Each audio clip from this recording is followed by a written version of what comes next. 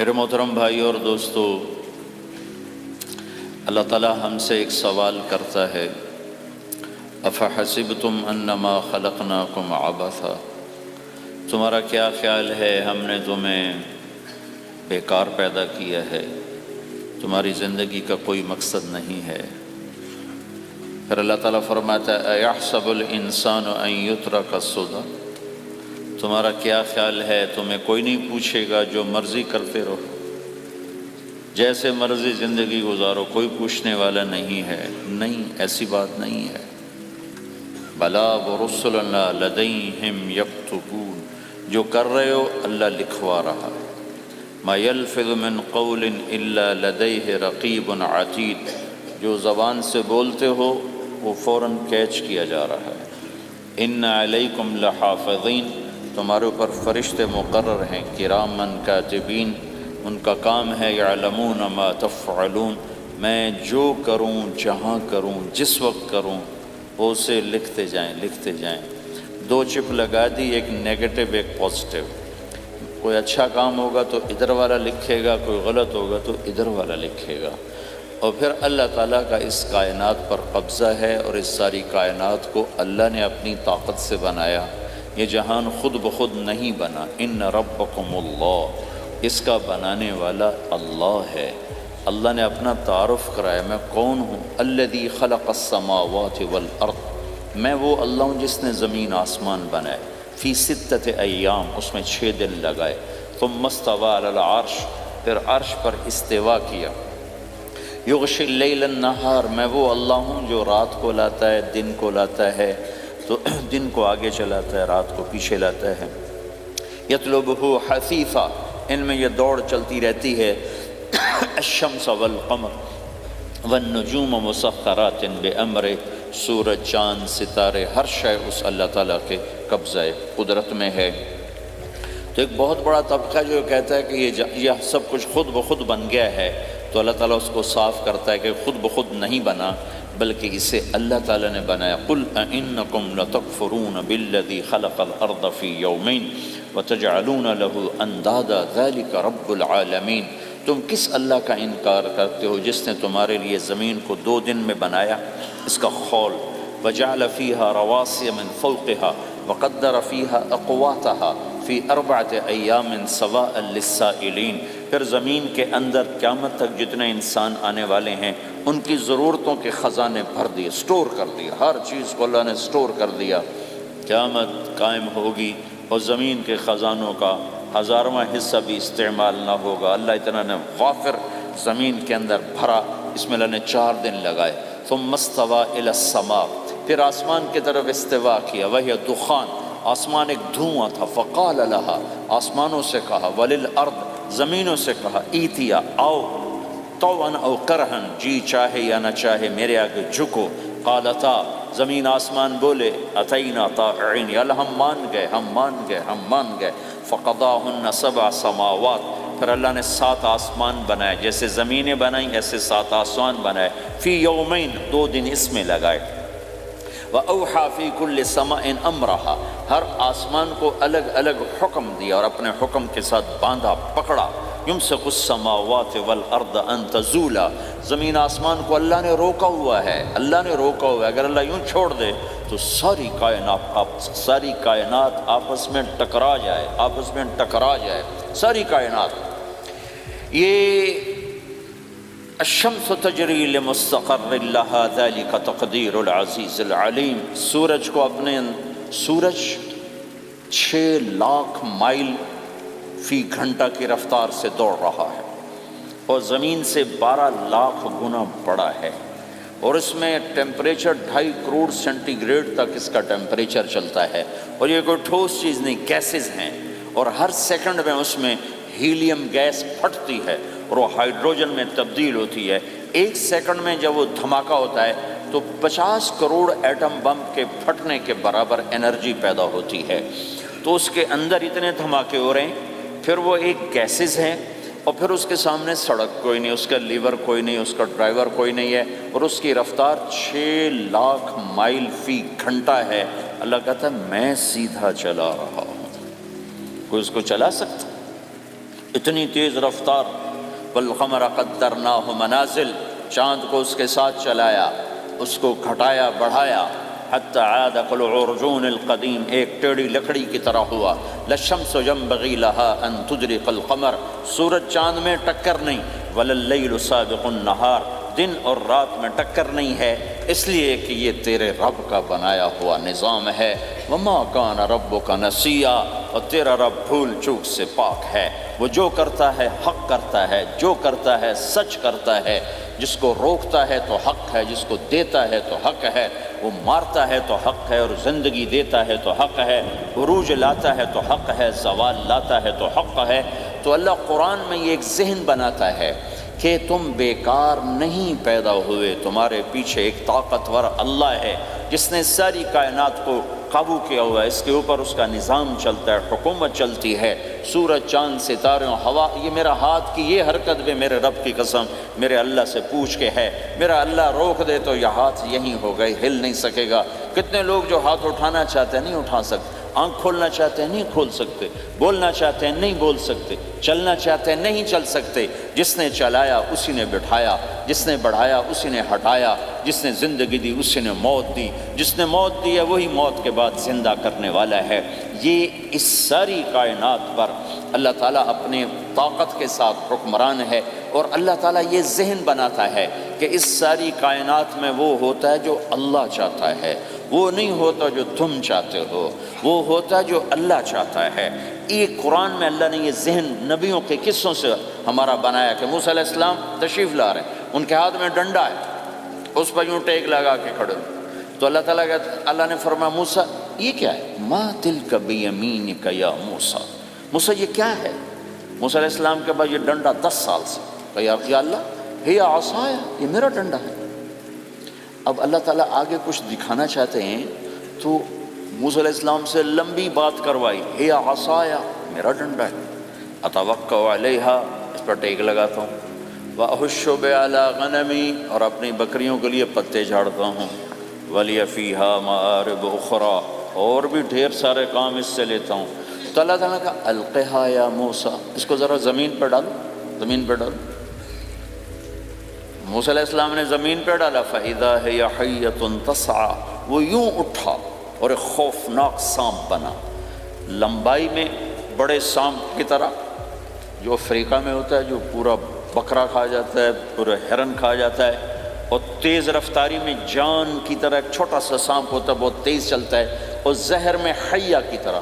سانپ کی 3 قسموں کو اللہ نے ایک ڈنڈے میں جمع کر، ایک ہوتا ہے کأنہا جانن، چھوٹا سانپ جو بہت تیز دوڑتا ہے، فَإِذَا هِيَ حَيَّةٌ زہریلا، فَإِذَا هِيَ ثُعْبَانٌ مُبِينٌ، بہت بڑی، یہاں سے لے کر وہاں تک۔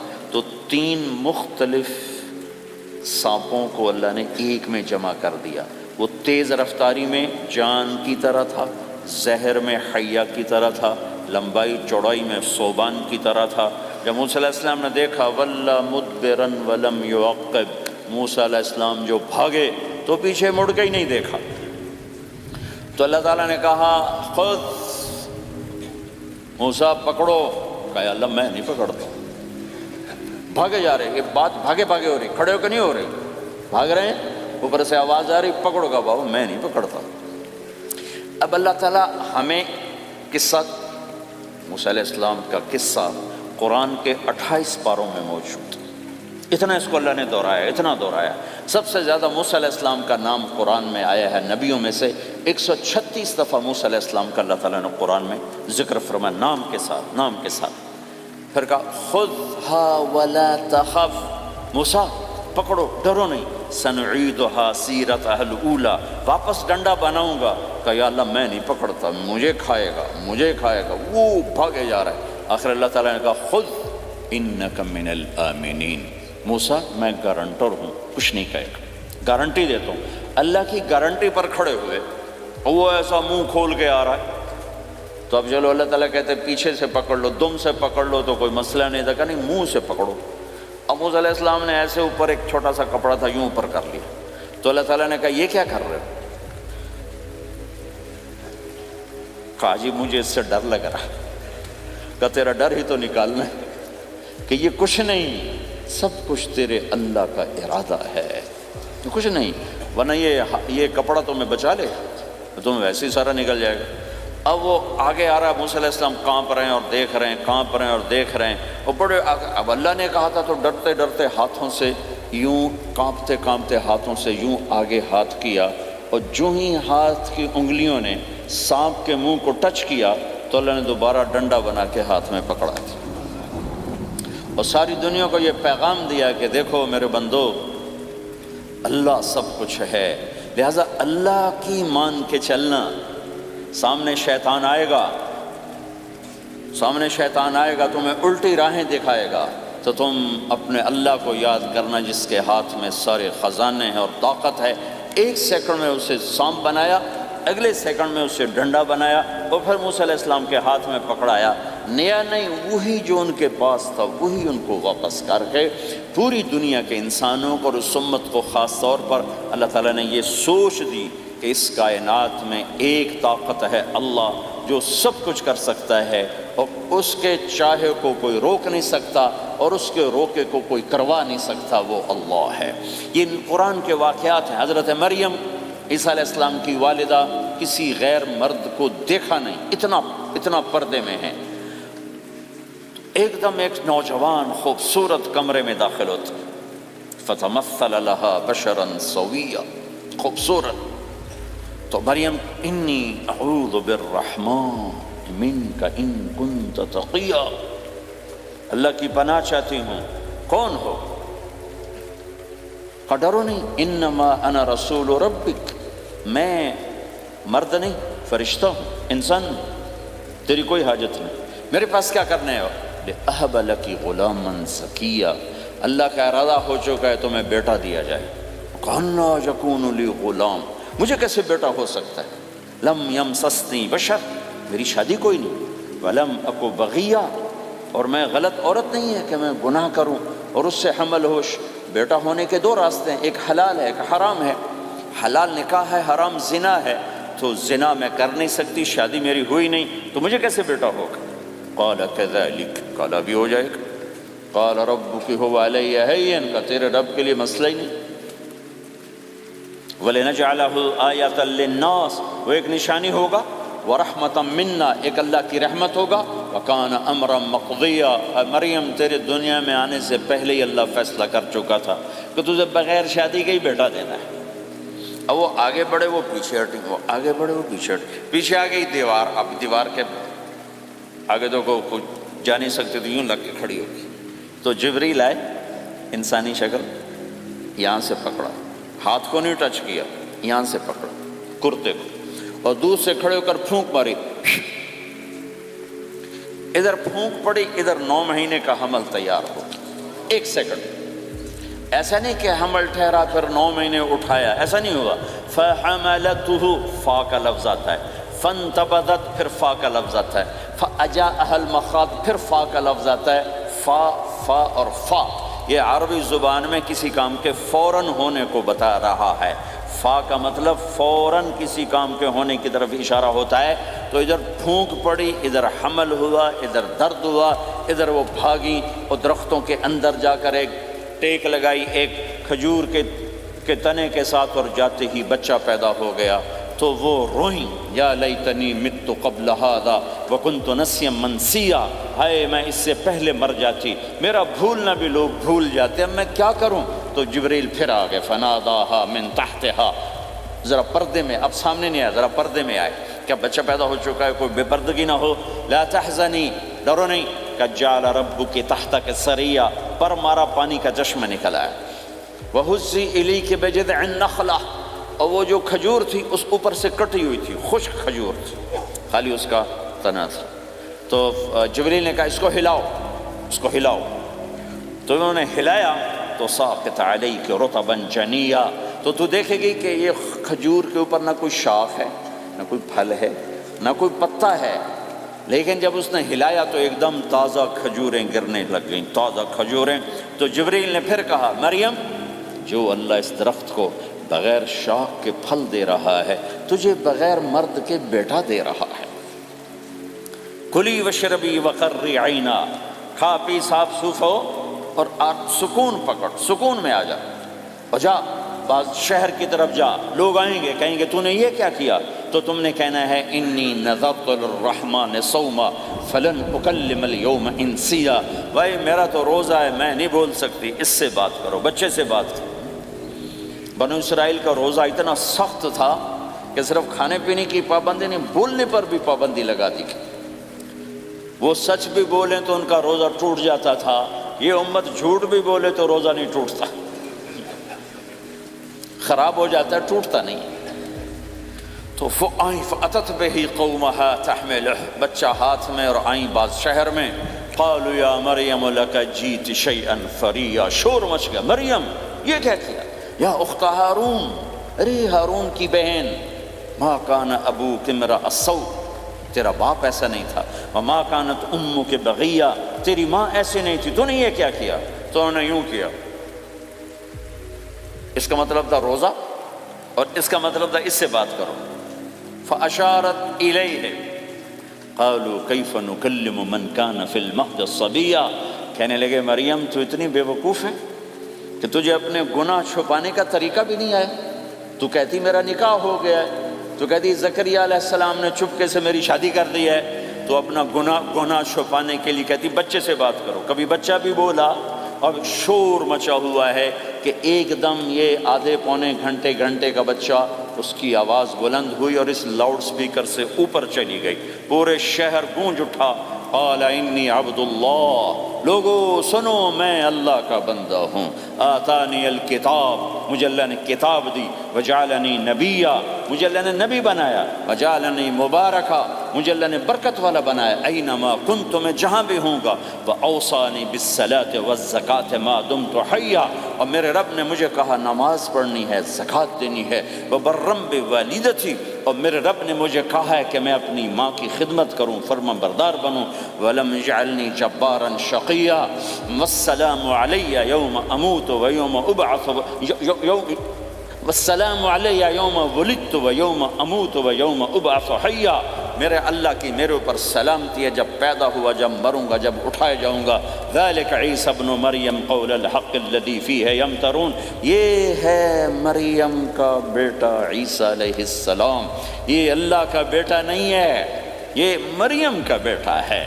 اللہ تعالیٰ نے پورے قرآن میں کسی عورت کا نام نہیں لیا، عورت کو ایسا پردے کی چیز اللہ تعالیٰ نے بنایا ہے کہ اتنی عورتوں کا ذکر قرآن میں کیا، کسی کا نام نہیں ذکر کیا سوائے حضرت مریم کے نام، باقی سب کو امرات العزیز، امرات فرعون، امرات نوح، امرات کے ساتھ گورنر کی بیوی، فرعون کی بیوی، نوح کی بیوی، لوط کی بیوی، اللہ نام بھی لے سکتا تھا، مصر کے گورنر کی بیوی تو لفظ زلیخا بھی کہہ دیتا، زلیخا نہیں کہا، فرعون کی بیوی اللہ آسیہ کہہ دیتا، آسیہ نہیں کہا، صرف ایک عورت کا نام آیا ہے، وہ ہے حضرت مریم علیہ السلام۔ حضرت مریم کا نام اللہ نے اس لیے واضح کیا کہ ایک بہت بڑے طبقے نے اللہ پہ الزام لگایا کہ عیسیٰ علیہ السلام اللہ کا بیٹا ہے، تو اللہ تعالیٰ نے کہا نہیں، اللہ کا نہیں، مریم کا بیٹا ہے، اللہ کا نہیں، مریم کا بیٹا ہے۔ مَتَّخَذَ صَاحِبَةً وَلَا وَلَدًا، نہ میری کوئی بیوی ہے نہ بچہ ہے، لَمْ يَكُنْ لَهُ شَرِيكٌ فِي الْمُلْكِ، نہ کہ اس کا شریک ہے، وَلَمْ يَكُنْ لَهُ وَلِيٌّ مِّنَ الذُّلِّ، نہ کہ اس کا مددگار ہے، فَكَبِّرْهُ تَكْبِيرًا، اس ایک اللہ کی کبریائی بڑائی کے گن گا، گیت گا، دل میں بٹھا، دل میں بٹھا، دل میں بٹھا، تاکہ سارا وجود اس کے آگے ڈھلتا جائے، چلتا جائے۔ یہ واقعات یہ ذہن بناتے ہیں کہ اس کائنات میں وہ ہوتا ہے جو اللہ چاہتا ہے، وہ ہوگا جو اللہ چاہے گا، وہ ہوا جو اللہ نے چاہا۔ ساری دنیا کے انسان جو چاہتے ہیں اللہ کے بغیر نہیں کر سکتے، اللہ جو چاہتا ہے ہم سب کے بغیر کر دیتا ہے۔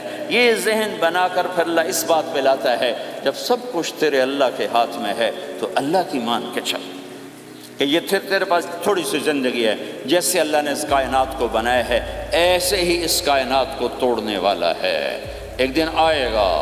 ازفت الازفہ، وہ قریب آ چکا ہے، لیس لہا من دون اللہ کاشفہ، اسے کوئی روک نہیں سکتا، ہٹا نہیں سکتا، وہ آئے گا۔ لا تأتیکم الا بغتہ، وہ اچانک آئے گا۔ وہ کیسے آئے گا؟ فإذا نفخ فی الصور نفخۃ واحدہ، ایک آواز آئے گی بڑی خوفناک۔ ہے کیا عجب دن ہوگا، شب جمعہ آئے گی، جمعہ کی رات آئے گی، کسی کو نہیں خبر کہ آج کائنات کی آخری رات۔ پرندے واپس گئے ہوں گے اپنے درختوں پر، گھونسلوں پر، شیر اپنے ٹھکانوں پر، چیتے اپنے ٹھکانوں پر، بھیڑیے اپنے ٹھکانوں پر، بکریاں، اونٹ، گائے، بھینس اپنے اپنی جگہ پر۔ اور اگر یہ بولٹن اس وقت موجود ہوگا تو بولٹن کے باشندے سوئے ہوں گے اپنے گھروں میں، کوئی ادھر تیاری کہ میں نے جاب پہ جانا ہے، یہ میرا سامان پڑا ہے، میں نے اسکول جانا ہے، یہ میری کتابیں پڑھی ہیں، میں نے آفس جانا ہے، یہ میری فائلیں پڑھی، میرا لیپ ٹاپ پڑا ہوا ہے۔ یہ سب کچھ جیسے آج کی رات ہے ایسے ہی ایک رات آئے گی۔ دن جدا ہو کر کہے گا کہ میں کل آؤں گا، رات جدا ہو کر کہے گی میں تیرے بعد آؤں گی، اور تارے چاند ستارے بھی ابھر کر نکل کر کہیں گے ہم نے کل بھی نکلنا ہے اور ہم نے کل بھی طلوع ہونا ہے۔ سورج بھی غروب ہوتے ہوئے یہ سوچ رہا ہوگا کہ کل میں نے پھر بھی نکلنا ہے، اور چاند بھی سوچ رہا ہوگا کہ میں نے اگلے دن بھی نکلنا ہے، لیکن اللہ کے سوا فرشتوں تک کو نہیں پتا کہ آج آخری دن آ چکا ہے۔ اور میرے نبی نے عجب نقشہ کھینچا ہے قیامت کے دن کا۔ ہم نے کہا عورت روٹی پکا رہی ہوگی، اس کے ہاتھ میں روٹی ہوگی۔ اب تو یہاں روٹی پکانے کا رواج بہت کم ہو گیا، لیکن پھر بھی پکاتے ہیں۔ روٹی پکا رہی ہوگی، اس کے ہاتھ میں روٹی ہوگی، ابھی توے پہ ڈالنے جا رہی ہوگی۔ اور ایک چیز آپ کے ہاں بالکل نہیں ہے، ہمارے ہاں اب بھی ہے کہ وہ دہی کو اس میں سے مکھن نکالتے ہیں، دہی کو وہ کرش کرتے ہیں، پھر اس میں سے مکھن نکال۔ یہ ہمارے گھروں میں ہوتا ہے، ہر گھر میں ہوتا ہے، خاص طور پر دیہاتوں میں۔ تو ایک عورت ایسے وہ اس دہی کو بلو کر کرش کر کے اس سے مکھن کا پیڑا یوں بنا رہی ہوگی، اور بنا کر برتن میں ڈالنے کے لیے ایسے کر رہی ہوگی، ایسے کر رہی ہوگی۔ یہ تہذیب اب آپ تو سمجھ نہیں سکتے چونکہ آپ تو ادھر کے لوگ بن گئے اب، تو ہمارے دیہاتوں میں اب بھی یہ تہذیب ہے، ایسے کر رہی ہوگی، ایسے کر رہی ہوگی۔ اور پھر آپ نے فرمایا کہ ایک آدمی اپنے اونٹ کو چارہ ڈالنے کے لیے اس جگہ کو صاف کر رہا ہوگا کہ میں صبح ہو گئی ہے، میں اونٹ کو چارہ ڈالوں، اور پھر میرا اونٹ کھائے، پھر اس کو لے کر میں کام پہ جاؤں۔ اور دکاندار جھاڑو دے کر اپنی سیٹ پہ بیٹھ چکا ہے، اور گاہک انٹر ہوتا ہے اور اسے کہتا ہے کہ 10 میٹر مجھے کپڑا چاہیے، اور اس کے لیے یوں کپڑا ناپ رہا ہے، ناپ کے 10 میٹر، 5 میٹر، 4 میٹر، 2 میٹر پر اس نے یوں کینچی رکھی، کینچی یہاں ہے، اور اس نے جیب سے پیسے نکالے اور گننے لگا کہ میں نے اس کو 100 پاؤنڈ دینا ہے۔ وہ گننے میں لگا ہوا ہے، یہ کاٹنے میں لگا ہوا ہے، اور دور کھیت میں ایک آدمی ہل چلا رہا ہے، اور ایک آدمی بیج ہاتھ میں لے کے یوں پھینکنے جا رہا ہے، اور ایک آدمی پانی لگانے کے لیے اس پانی کو ڈائیورٹ کر رہا ہے۔ اور ادھر بازار میں جلدی جلدی لوگ بھاگے جا رہے ہیں، جاب والے ایک نوالا منہ میں ہے، ایک ہاتھ میں، اور بھاگے جا رہے ہیں، میں آج لیٹ ہو چکا ہوں، میرا جاب کا ٹائم جا رہا ہے، میرا اسکول کا ٹائم جا رہا ہے۔ یہ ایسا ہی ایک سما ہوگا، بولٹن اٹھے گا، انگلینڈ اٹھے گا، امریکہ اٹھے گا، ایشیا اٹھے گا، یورپ اٹھے گا، افریقہ اٹھے گا، ہندوستان اٹھے گا، پاکستان اٹھے گا، Burma, Malaysia, Thailand, Indonesia اسی طرح اٹھیں گے جیسے روزانہ اٹھتے ہیں، پر اللہ کے سوا کسی کو نہیں پتہ کہ آج شام ہو گئی ہے۔ لہٰذا ایسے، اور ایک ماں چھوٹے بچے کو ناشتہ کرا رہی، جلدی سے اس کو اسکول لے جانا ہے، تو بریڈ اس کے ہاتھ میں، اس کے منہ میں ڈال، یہاں تک نوالا ہے، یہاں تک نوالا آیا ہے، یہاں تک نوالا آیا ہے، اور اس نے یہاں کینچی رکھی ہے، اس نے جیب سے نکال کر پیسے گننے شروع کیے ہیں، وہ پانی کو ڈائیورٹ کر رہا ہے، وہ یوں مٹھی بھر کے اپنا بیج پھینک رہا ہے، وہ اونٹ کے کھانے کی جگہ، گھاس چارہ کھانے کی جگہ کو صاف کر رہا ہے، دکاندار دکان کا شٹر اٹھا رہا ہے، ایک شٹر اٹھا کے بیٹھ چکا ہے، ایک دکان کے اندر جھاڑو دے رہا ہے، صفائی کر رہا ہے، اور ایک اپنے سودے گن رہا ہے، ایک اپنے پیسے گن رہا ہے۔ بادشاہ سلامت تاج پہن کر اپنے تخت کو چلنے کے لیے روانہ ہو رہے ہیں، اور آگے پیچھے ان کے باڈی گارڈز کھڑے ہوئے ہیں، اور وہ پورا اسکواڈ کھڑا ہوا ہے، اور ادھر بازار میں کھیت کھیت میں ہر چیز میں ایک رونق ہے، چہل پہل ہے، چڑیاں چوں چوں کر رہی ہیں، کوے کائیں کائیں کر رہے ہیں، فاختہ اڑ کے آ رہی، کبوتر اڑ کے آ رہے ہیں، چیل اڑ کے آ رہی، شیر نکلتا ہے شکار کے لیے، چڑیاں نکلتی ہیں دانے کے لیے، سانپ نکلتا ہے چوہے کے لیے، چوہا نکلتا ہے اپنی غذا کے لیے، بلیاں نکلتی ہیں چھیچڑے کے لیے، کتے نکلتے ہیں ہڈیوں کے لیے، انسان نکلتا ہے روٹیوں کے لیے، کہ ایک دم فَإِذَا جَاءَتِ الطَّامَّةُ الْكُبْرَى، ایک دھماکہ ہوگا، ہائے ہائے، اور وہ کینچی والے کی کینچی یوں گر جائے گی، کپڑا یوں گر جائے گا، نوٹ والے کے ہاتھ سے نوٹ یوں بکھر جائیں گے، بٹوا یوں بکھر جائے گا، بیج والے کا ہاتھ یوں گرے گا، بیج وہیں گر جائے گا، نوالا بنانے والی کے ہاتھ میں نوالا بیٹے کے منہ تک نہیں جائے گا، یوں گر جائے گا، اور روٹی پکانے والے کے ہاتھ سے روٹی توے پر نہیں جائے گی، یوں گرے گی، توا وہ جائے گا، وہ بوجھ جائے گی، معصوم بچے کو گود میں لے کر دودھ پلانے والی بچے کو یوں پھینکے گی اور بھاگے گی، لیکن آج نہ بچے نے بچنا ہے، نہ ماں نے بچنا ہے، بوڑھے ماں باپ کو چھوڑ کے لوگ بھاگیں گے، بیویوں کو چھوڑ کے خامند بھاگیں گے، خامند کو چھوڑ کے بیوی بھاگے گی، دشمن کو دشمن یاد نہ رہے گا، یار کو یار یاد نہ رہے گا، اور ہندوستانی کو ہندوستان یاد نہ رہے گا، پاکستانی کو پاکستان یاد نہ رہے گا، وہ آواز ایک دم تیز ہوگی، تیز ہوگی، تیز ہوگی، تیز ہوگی، آواز کی شدت کانوں کے پردے پھاڑتی جا رہی، پر انسان بڑا سخت جان ہے، یہ نہیں مرے گا، پہلے جانور مریں گے، پہلے آسمان ٹوٹے گا، اذا السماء انشقت وَأَذِنَتْ لِرَبِّهَا وَحُقَّتْ وَإِذَا الْأَرْضُ مُدَّتْ وَأَلْقَتْ مَا فِيهَا وَتَخَلَّتْ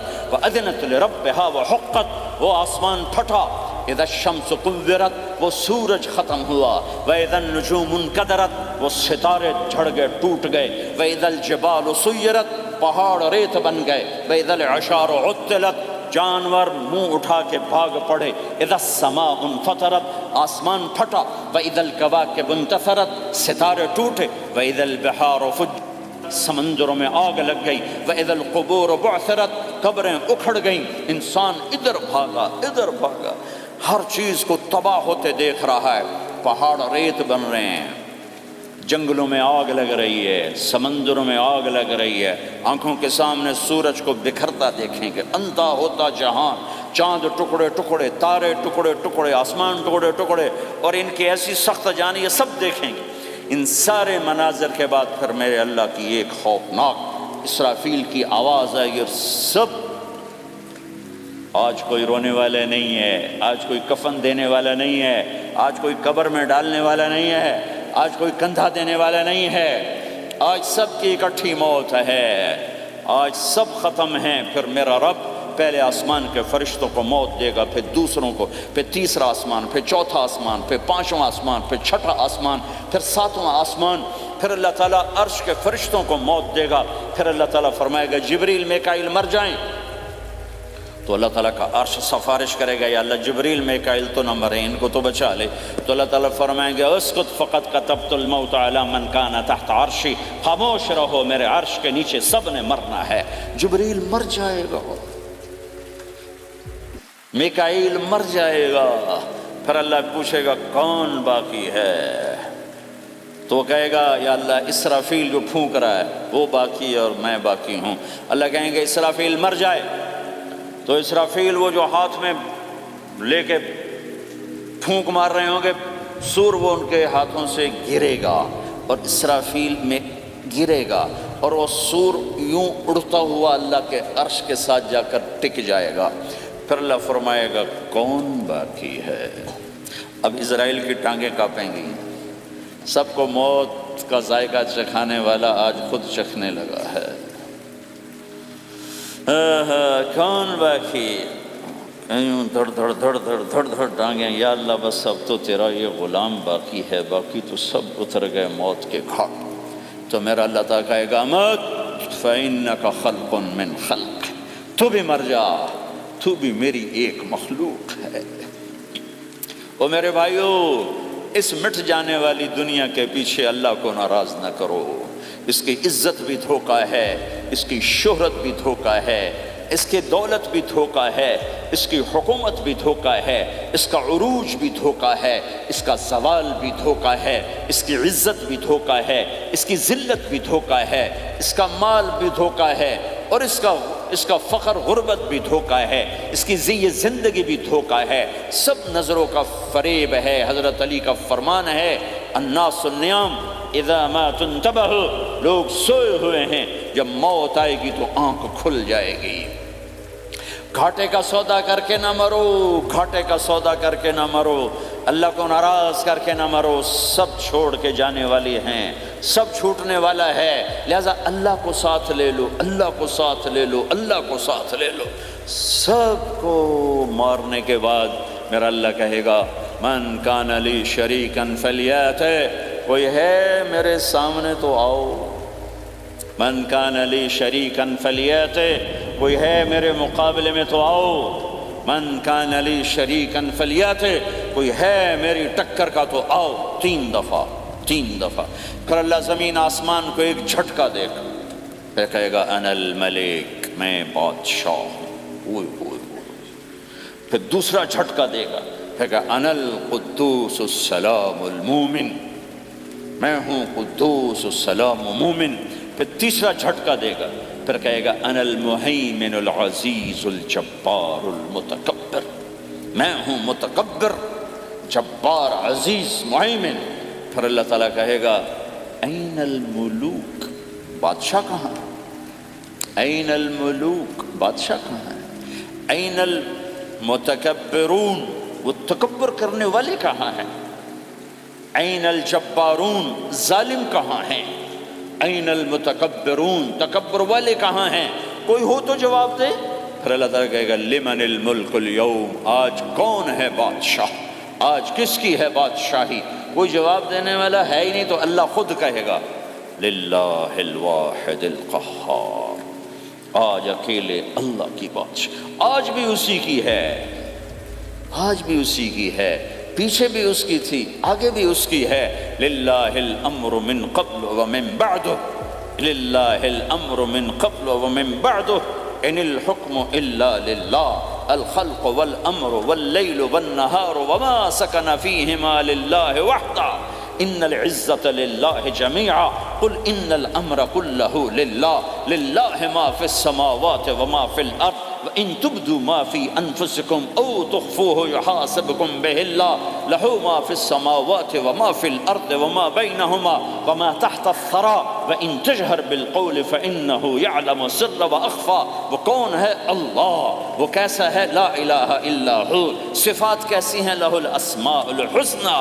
یہ میرے رب کا پیغام ہے پوری دنیا کے انسانوں کے لیے کہ یہ دنیا امتحان کی جگہ ہے، نہ اپنی مرضی سے آئے ہو، نہ اپنی مرضی سے مرتے ہو، نہ اپنی مرضی سے جیتے ہو، نہ اپنی مرضی سے جاتے ہو۔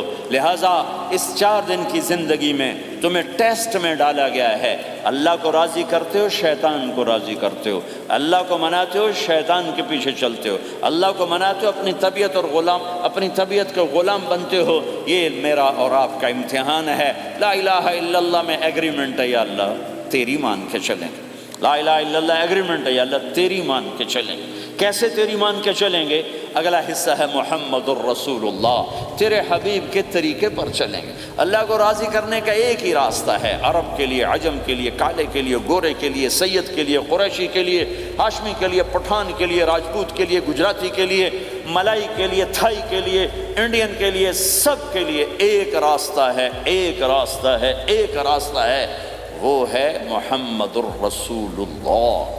جب آپ معراج پہ گئے تو آپ نے کہا یا اللہ، آپ نے ابراہیم کو خلیل بنایا اور موسیٰ کو کلیم بنایا اور داود کو لوہا نرم کر کے دیا، سلیمان کو ہوا تابع کر کے دی، اور عیسیٰ علیہ السلام کے لیے مردے زندہ کیے، میرے لیے کیا ہے؟ تو اللہ تعالیٰ نے فرمایا اولیس قد آتیتک افضل من ذلک کلہ، میرے محبوب میں نے آپ کو وہ دیا ہے جو کسی کو نہیں دیا۔ وہ کیا دیا ہے کہ اللہ ذکرت الا ذکرت معی، قیامت تک تیرا میرا نام اکٹھا رہے گا، الگ نہیں ہو سکتا، ایسے رہے گا۔ لا الہ الا اللہ محمد رسول اللہ۔ لا الہ الا اللہ میں 12 حرف ہیں، 12۔ محمد رسول اللہ میں 12 حرف ہیں۔ لا الہ الا اللہ 12 حرفوں سے بنا ہے، لام اور الف، یہ اس کو گنو تو 12 بنتے ہیں، پھر میم اور ہا اور میم اور دال کو آگے تک گنو تو 12 بنتے ہیں، ادھر بھی 12 ادھر بھی 12۔ پھر حرف کی 2 قسمیں ہیں، ایک نقطے والے ایک بغیر نقطے والے۔ نقطے والے حرف کمزور ہوتے ہیں، بغیر نقطے والے حرف طاقتور ہوتے ہیں، کہ نقطے والا حرف اپنا مطلب بنانے کے لیے نقطے کا محتاج بن جاتا ہے، اور جو بغیر نقطے والا ہوتا ہے وہ اپنا مطلب بتانے کے لیے نقطے کا محتاج نہیں ہوتا۔ جیم کمزور ہے، ہا طاقتور ہے، ہا کو اپنا مطلب بتانے کے لیے نقطے کی ضرورت نہیں، جیم کو خا کو اپنا مطلب بتانے کے لیے نقطے کی ضرورت ہے۔ سین طاقتور ہے، شین کمزور ہے، کہ شین کو اپنا مطلب بتانے کے لیے 3 نقطوں کی ضرورت ہے، سین کو اپنا مطلب بتانے کے لیے کسی نقطے کی ضرورت نہیں ہے۔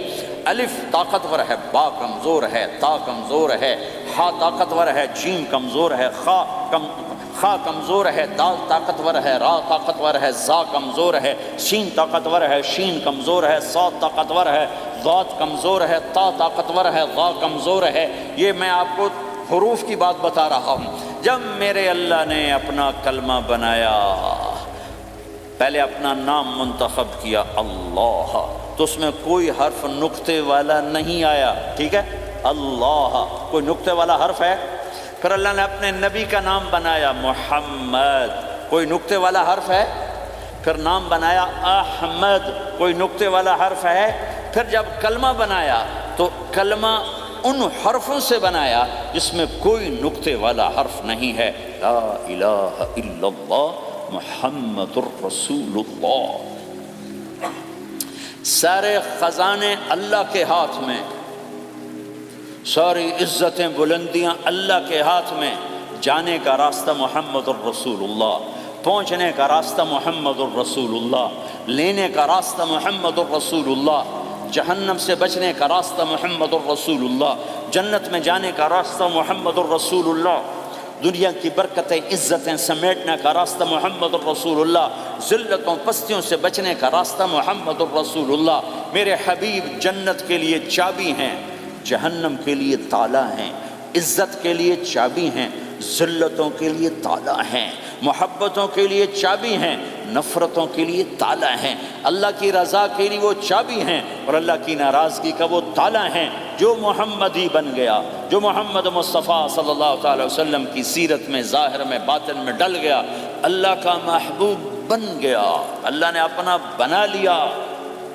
ابو لہب قریشی ہاشمی سید، اور اللہ نے کہا تبت یدا ابی لہب وتب، ابو لہب برباد ہو گیا۔ بلال حبشی کا بیٹا، غلام کا بیٹا، کالے کا بیٹا، لیکن میرے نبی نے فرمایا جب میں جنت میں جاؤں گا تو میری سواری کی رسی بلال کے ہاتھ میں ہوگی، جو میرے میں ساتھ چلے گا، میرے ساتھ چلے گا، اور اس دن تم بلال کی شان دیکھنا، سید قریشی سب دیکھتے رہ جائیں گے، اور ایک غلام سب سے بازی لے جائے گا، کہ جب سارے جنتی جنت کے دروازوں پر اکٹھے ہوں گے تو ایسے جنت کے 8 گیٹ ہیں، وہ سارے بند ہوں گے، سب بند ہوں گے، تو کہیں گے اندر کیسے جائیں؟ تو کہیں گے چلو آدم علیہ السلام سے بات کرتے ہیں، آدم علیہ السلام سے عرض کریں گے جناب ابا جان دادا جان دروازہ تو کھلوائیں، وہ کہیں گے بچوں میں نے تمہیں نکالا تھا، میں ڈال نہیں سکتی، جاؤ بھائی کسی اور سے بات کر۔ اب آئیں گے نوح علیہ السلام، بابا میں نہیں کر سکتا، ابراہیم علیہ السلام بابا میں نہیں کر سکتا، اسماعیل، اسحاق، یعقوب، یوسف، موسیٰ، یوشع، دانیال، الیاس، داؤد، یحییٰ، زکریا، سلیمان، بھائی ہمارے بس کا نہیں، بھائی ہمارے بس کا نہیں، بھائی ہمارے بس کا نہیں۔ سب سے آخر میں آئیں گے عیسیٰ علیہ السلام کے پاس، اگر اللہ چاہتا تو سیدھا ہمارے نبی کے پاس پہنچا دیتا، لیکن اللہ اپنے نبی کی شان دکھانا چاہتا ہے کہ میرا نبی کتنی شان والا ہے، کتنی عزت والا ہے، جس کی سنت کو تم پھینک دیتے ہو، سنت کی کوئی بات نہیں۔ 1 پاؤنڈ پھینکتے ہو کہ 1 پاؤنڈ گر گیا، کوئی بات نہیں، کہ 1 پاؤنڈ کو بھی ڈھونڈتے پھرتے ہو، سنت کوئی بات نہیں، پاؤنڈ نہیں۔ ہمارا پاکستانی 172 سے ضرب لائے گا، ہندوستانی 100 سے ضرب لگائے گا، پتہ نہیں کیا کیا کرے گا، ہیں تو اللہ تعالیٰ سب کو بھلا دے گا۔ آدم سے کہانی شروع ہوگی، چلتے چلتے چلتے عیسیٰ علیہ السلام، کہ عیسیٰ علیہ السلام ایک بات کا اضافہ کریں گے۔ کہا بابا میں نہیں کھلوا سکتا، لیکن آج میں تمہیں پتہ بتا سکتا ہوں کون کھلوائے گا، یہ کوئی نبی نہیں کہے گا۔ تو کہیں گے جی بتاؤ، کہیں گے جاؤ محمد الرسول اللہ صلی اللہ علیہ وسلم کی خدمت میں، ان کے سوا آج کوئی نہیں کھلوا سکتا۔ سارا مجمع آئے گا، یا رسول اللہ، یا حبیب اللہ، یا نبی اللہ، تھک گئے ہم، جنت کے دروازے بند ہیں، دروازہ کھلوائیں تو آپ کہیں گے انا لہو، ہاں میں ہی کھلواؤں گا، میں ہی کھلواؤں گا۔ پھر آپ نے فرمایا میں سب کے سامنے سجدہ کروں گا اللہ تعالیٰ کو، پھر اللہ تعالیٰ اپنی تعریف کا مجھے الہام کرے، میں اللہ کی تعریف کروں گا، جو ابھی مجھے بھی نہیں پتا کیا تعریف کروں گا، اس وقت اللہ تعالیٰ مجھے عطا کرے گا۔ پھر میرا اللہ کہے گا یا حبیبی یا محمد ارفع رأسک سل تعطا اشفع تشفع، اے میرے حبیب، اے میرے محبوب، سر اٹھا، سوال کر پورا ہوگا، سفارش کر مانی جائے گی۔ تو ہمارے نبی کہیں گے اللہ جنت کا دروازہ کھول، تو اللہ تعالیٰ فرمائیں گے اوپننگ سیریمنی تجھ سے ہوگی، تو اوپننگ کرے گا پھر کھلے گا، ایسے نہیں کھل سکتا۔ تو کہ میں تیار ہوں۔ تو جنت سے ایک سواری آئے گی اڑتے ہوئے اور ہیلی کاپٹر کی طرح لینڈ کرے گی اللہ کے نبی کے سامنے، تو آپ اس کے اوپر ایسے بیٹھ جائیں گے، تو اس کی جو رسی ہوتی ہے جس سے اس کو چلایا جاتا ہے وہ رسی سے نیچے گر جائے گی۔ رسی کے نیچے گرنے کا مطلب ہے کہ اس سواری کو اللہ کے نبی نے خود نہیں چلانا، کوئی اور آئے گا جو رسی پکڑ کے چلے گا۔ اب اللہ کے نبی کی سواری کی رسی پکڑ کے چلنا یہ کوئی چھوٹا آنر تو ہے نہیں، لہٰذا سب یوں دیکھیں گے بھیا، چونکہ وہ خالی اس سے سب کو پتہ چل جائے گا کہ کوئی آئے گا، ورنہ اللہ کے نبی کے ہاتھ میں رہتی ایسے گئی، تو لہٰذا سب ایسے گئے، کون کون کون کون آئے گا بھائی، کون آئے گا بھائی؟ شاید ابو بکر آئیں، یہ تو اپنی طرف سے کہہ رہا ہوں، شاید عمر آئیں، عثمان آئیں، علی آئیں، نہیں بیٹے آئیں گے، حسن حسین آئیں گے، کتنے سوال اٹھ سکتے، جعفر آئیں گے، حمزہ آئیں گے، عباس آئیں گے، سب اس حیرانی میں ہوں گے، سب کی نظریں ایسے ایسے ہوں گی کہ میرے اللہ کا فرمان ہوگا بلال حبشی کو لایا جائے، یہ رسی اس کو پکڑائی جائے۔ بلال رضی اللہ تعالیٰ عنہ اللہ کے نبی کی سواری کی رسی پکڑ کر چلیں گے، اور آپ نے فرمایا میں سب سے پہلے جنت کے دروازے پر دستک دوں گا، فَأُقَاقِعَهَا فَيُفْتَحُ لِي، میرے لیے دروازے پر دستک دوں گا تو اندر سے آواز آئے گی، کون؟ میں کہوں گا محمد الرسول اللہ۔ وہ کہیں گے یا رسول اللہ حکم تھا آپ کے بغیر دروازہ نہ کھلے، میں کھولوں، میرے لیے کھلے گا، میں اندر جاؤں گا۔ تو آپ نے فرمایا میرے ساتھ میری امت کے غریب لوگ پہلے میرے ساتھ جنت میں داخل ہوں، میری امت کے غریب لوگ پہلے میرے ساتھ جنت میں داخل ہوں۔ پھر آپ نے ایک عجیب بات فرمائی کہ میں دیکھوں گا کچھ عورتیں مجھ سے آگے نکل جائیں گی، کچھ عورتیں مجھ سے آگے نکل جائیں گی، تو میں ان کو حیران ہو کر پوچھوں گا تم کون ہو جو اپنے نبی سے آگے جا رہی ہو؟ وہ کہیں گے یا رسول اللہ ہم وہ ہیں جو جوانی میں بیوہ ہو گئے اور اپنے بچوں کی خاطر دوسری شادی نہ کی، ان کی تربیت کے لیے دوسری شادی نہ کی، اور اپنے جذبات کو سینے میں دبا کے سو گئیں، ہم وہ ہیں۔ تو اللہ کے نبی نے فرمایا وہ مجھ سے بھی آگے گزر کے جائیں گی۔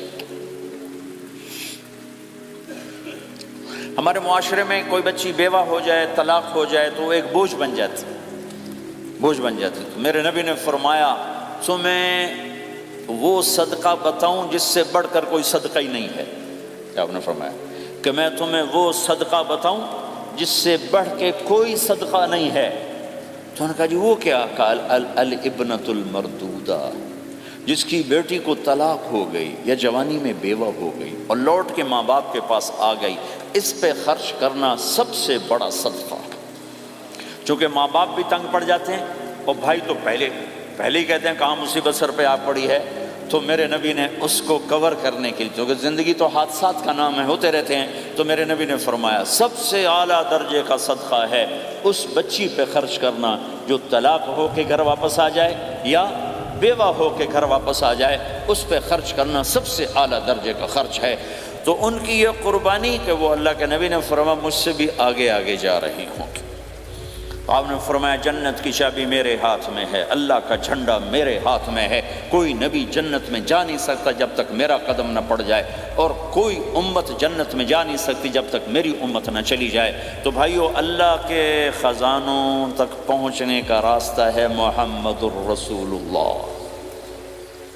اور چونکہ قیامت تک آپ نے نمونہ بندہ تھا تو اللہ نے اپنے نبی کی زندگی کی ہر شے محفوظ کر دی، کوئی چیز چھپی نہیں ہے۔ آپ کے جسم مبارک سے نکلا ہوا ہر عمل 1435واں سال شروع ہو چکا ہے، محفوظ ہے، مکتوب ہے، موجود ہے۔ کسی نبی کا حلیہ ایسے موجود نہیں جیسے ہمارے نبی کا حلیہ موجود ہے۔ آپ چلتے کیسے تھے؟ یمشی تکفین، آپ چلتے تھے کہ جیسے کوئی آدمی اوپر سے نیچے آ رہا ہو، تو تھوڑا سا آگے جھک کے چلتا ہے۔ اور آپ چلتے تھے کہ آپ کے پاؤں کا چلنے کا فاصلہ، قدم سے قدم فاصلہ چھوٹا ہوتا تھا، اور چال میں تیزی ہوتی تھی، چال میں تیزی، فاصلہ تھوڑا، اس طرح آپ چلتے تھے۔ آپ کے دیکھنے کا انداز کیا تھا؟ یہ جل نظرہ الملاحظہ، یوں دیکھتے تھے، یوں دیکھتے، شرم کی وجہ سے نظر نہیں اٹھاتے تھے مردوں میں بیٹھ کر، کبھی کبھی یوں آنکھ اٹھاتے تھے تو پھر کسی میں جرت نہیں ہوتی تھی کہ آپ کی آنکھوں میں آنکھیں ڈال کے دیکھ سکے، پھر سارے یوں ہو جاتے تھے۔ صرف 2 آدمی آپ کو دیکھ سکتے تھے اس وقت، جب آپ کی نظر اوپر ہوتی تھی تو 2 آدمی آپ کو دیکھ سکتے تھے، ایک ابو بکر اور ایک عمر، بس۔ آپ مسجد میں داخل ہوئے، آپ کے ادھر ابو بکر تھے، ادھر عمر تھے، سامنے مجمع تھا، آپ نے یوں ابو بکر کو پکڑا، یوں عمر کو پکڑا، یوں ان کے دونوں کے ہاتھ پکڑ کر، مجھے دیکھ رہے ہو؟ ہَكَذَا نُحْشَرُ يَوْمَ الْقِيَامَةِ، قیامت کے دن ہم تینوں یوں اٹھائے جائیں گے کہ میرے دائیں طرف ابو بکر ہوگا اور میرے بائیں طرف عمر ہوگا، اور ہم تینوں یوں اپنی قبروں سے نکلیں گے۔ زندگی کی ہر شے کیوں باقی ہے؟ یہ تو میں ادائیں چھوڑو، میرے نبی کی 9 بکریاں تھیں، 1 بکرا تھا، بھئی ان کے نام اگر نہ ہوں تو کوئی ہماری شریعت میں فرق پڑتا ہے؟ لیکن میرے نبی کی بکریوں کے نام بھی ہم تک پہنچیں۔ ایک کا نام تھا عجوہ، ایک کا نام تھا سقیہ، ایک کا نام تھا برکہ، ایک کا نام تھا ورثہ، ایک کا نام تھا زمزم، ایک کا نام تھا اطلال، ایک کا نام تھا اطراف، ایک کا نام تھا قمرا، غیثاء، یہ میرے نبی کی بکریوں کے نام ہیں۔ اور بکرا تھا، اس کا نام تھا یم، عجوہ، سقیہ، زمزم، برکہ، ورثہ، اطلال، اطراف، غیثاء، قمراء۔ اور اس میں آپ کی بکری قمراء آپ کی زندگی میں مر گئی تھی، اتنی ڈیٹیل بھی موجود ہے۔ آپ کے 2 گدھے تھے، ایک کا نام تھا عفیر، ایک کا نام تھا یعفور۔ جس دن آپ کا انتقال ہوا، یعفور پورے مدینے کی گلیوں میں روتا پھر رہا تھا، وہ چیختا پھر رہا تھا، یہاں تک کہ کنویں میں چھلانگ لگائی اور مر گیا۔ آپ کی 4 اونٹنیاں تھیں، عصبہ، شہبہ، جدعا، قصوا۔ اس میں جو آپ کی اونٹنی عصبہ تھی، ادھر آپ کا انتقال ہوا اور ادھر اس نے بیٹھے بیٹھے رونا شروع کر دیا، اور چارہ بھی چھوڑ دیا، پانی بھی چھوڑ دیا، اور بیٹھے بیٹھے بھوکی پیاسی مر گئی۔ چارہ نہیں کھایا، پانی نہیں پیا۔ آپ کے 2 خچر تھے، ایک کا نام تھا دلدل، ایک کا نام تھا فضہ۔ آپ کے 2 اونٹ تھے، ایک کا نام تھا عسکر، ایک کا نام تھا ثعلب۔ گھوڑے آپ نے بہت رکھے، آئے گئے، ورت، یعصوب، یعقوب، مرتجل، لزاز، طراز، ثقب، سبحہ، ورت، یہ سجل، یہ میرے نبی کے خوبصورت عالی شان گھوڑے ہیں۔ گھوڑوں کے نام بھی ہم تک آئے ہوئے ہیں۔ میرے نبی کا نسب اگر ہمیں نہ معلوم ہو تو ہماری شریعت میں کیا فرق پڑتا ہے؟ لیکن آدم علیہ السلام تک اللہ تعالیٰ نے اپنے حبیب کا نسب پیڑھی کو سلامت رکھا ہوا ہے۔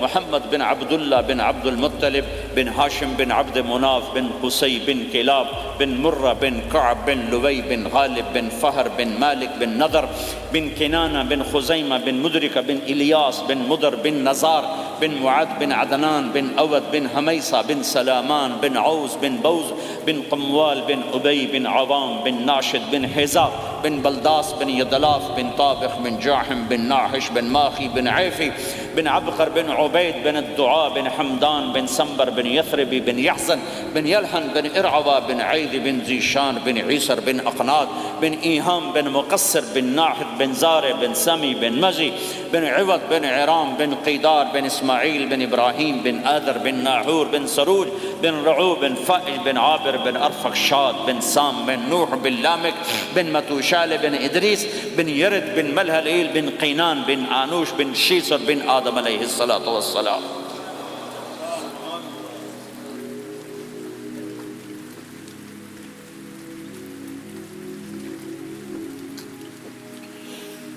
اللہ کا اعلان ہے، جہاں رہو اللہ کے نبی کے طریقوں کو پکڑ کے رہو۔ اللہ تعالیٰ تک پہنچنے کا بس ایک ہی راستہ ہے، ایک ہی راستہ ہے، ایک ہی راستہ ہے، وہ ہے جناب رسول اللہ صلی اللہ تعالی علیہ وسلم کی مبارک زندگی۔ نقل مار لو، نقل مارنے سے پاس ہو نہیں جاتے لوگ۔ ہمارے انڈیا پاکستان میں خوب نقل چلتی ہے، وہ نقل لگاتے ہیں پاس ہو جاتے ہیں۔ میں بھی ذمہ داروں کی اولاد، پڑھنے کا شوق نہیں تھا، ہمیشہ نقل مار کے ہی پاس ہوئے، کیونکہ پڑھنے کا شوق ہی نہیں تھا۔ ماں باپ نے ڈنڈا چڑھا دیا کہ ڈاکٹر بنانا ہے، ڈاکٹر بنانا ہے، ڈاکٹر بنانا۔ مجھے کبھی زندگی بھر شوق نہیں ہوا کہ میں نے ڈاکٹر بننا۔ بھائیو، اپنے نبی کی نقل اتار، اللہ پاس کر دے۔ اس نے ایک چنا ہے جس کو حبیب بنایا ہے، 10,000 سال کا پروسیس ہوا اور اس میں سے محمد مصطفیٰ صلی اللہ علیہ وسلم کی ہستی کو وجود ملا۔ آپ کو آنے میں اتنا زمانہ چاہیے تھا کہ اعلیٰ سے اعلیٰ چیز کے بننے میں دیر لگتی ہے، تو کائنات 10,000 سال گھومی اور تب جا کر میرے حبیب مصطفیٰ صلی اللہ تعالی علیہ وسلم کو اللہ تعالیٰ نے وجود بخشا۔ سب سے عالی نسب، سب سے عالی خاندان، سب سے عالی صفات۔ اب اللہ کے خزانوں سے لینے کا راستہ پاؤنڈ نہیں، ڈالر نہیں ہے، تجارت نہیں ہے، اللہ سے لینے کا راستہ میرے نبی کا طریقہ ہے۔ تجارت میں ہو، زراعت میں ہو، جاب میں ہو، کھیتی باڑی میں ہو، میرے نبی کا طریقہ ایک مسجد کا ہے، نماز۔ 5 وقت کی نماز یہ میرے نبی کی آنکھوں کی ٹھنڈک ہے۔ 5 وقت کی نماز اس امت کی شان پہچان ہے۔ اور اللہ تعالیٰ نے پہلی امتوں پر اتنی بڑی مشقت ڈالی کہ ان کی نماز مسجد کے علاوہ کہیں نہیں ہوتی تھی، مسجد میں ہی ہوتی تھی۔ ہمارے لیے کتنی آسانی کر دی، جاب میں ہے مصلی بچھا نماز پڑھ، چلو مصلی بھی کوئی نہیں، زمین دیکھ اس پر کوئی گندگی تو کوئی نہیں ہے، بس زمین بھی تیرے لیے پاک ہے، چل نماز پڑھ۔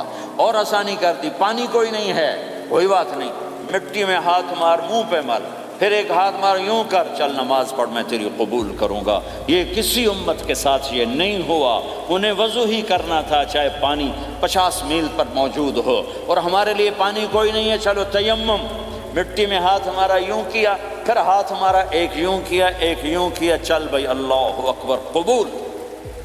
عمار بن یاسر رضی اللہ تعالیٰ عنہ سفر میں تھے، ان کو نہانے کی ضرورت ہو گئی، نائٹ فال ہو گیا، تو انہوں نے سوچا کہ ویسے تو آدمی کو وضو کی ضرورت ہوتی ہے تو خالی منہ پہ ہاتھ مارا اور یوں کونیوں تک، لیکن مجھے تو غسل کی ضرورت ہے، تو خالی اس سے تو کافی نہیں ہوگا۔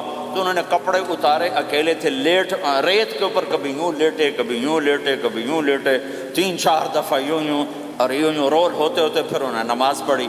آئے اللہ کے نبی کی بارگاہ میں، یا رسول اللہ مجھے رات کو نہانے کی ضرورت پڑ گئی، تو میں نے کہا وضو کے لیے تو خالی یہ 2 دفعہ کرنا کافی ہے، تو یہ تو نہانا تھا، تو میں تو ریت میں خوب رول ہوتا رہا۔ میرے نبی نے انما یکفیک ضربتان، ارے سیدھے بندے عمار، اس کے لیے بھی اتنا ہی کافی تھا کہ تو یوں کرتا اور یوں کرتا اور تو پاک ہو جاتا۔ اللہ نے اس نبی کے طفیل، اس محبوب مصطفیٰ صلی اللہ علیہ وسلم کے طفیل، اللہ نے کیا کیا سہولتیں اور آسانیاں ہمیں عطا فرمائیں۔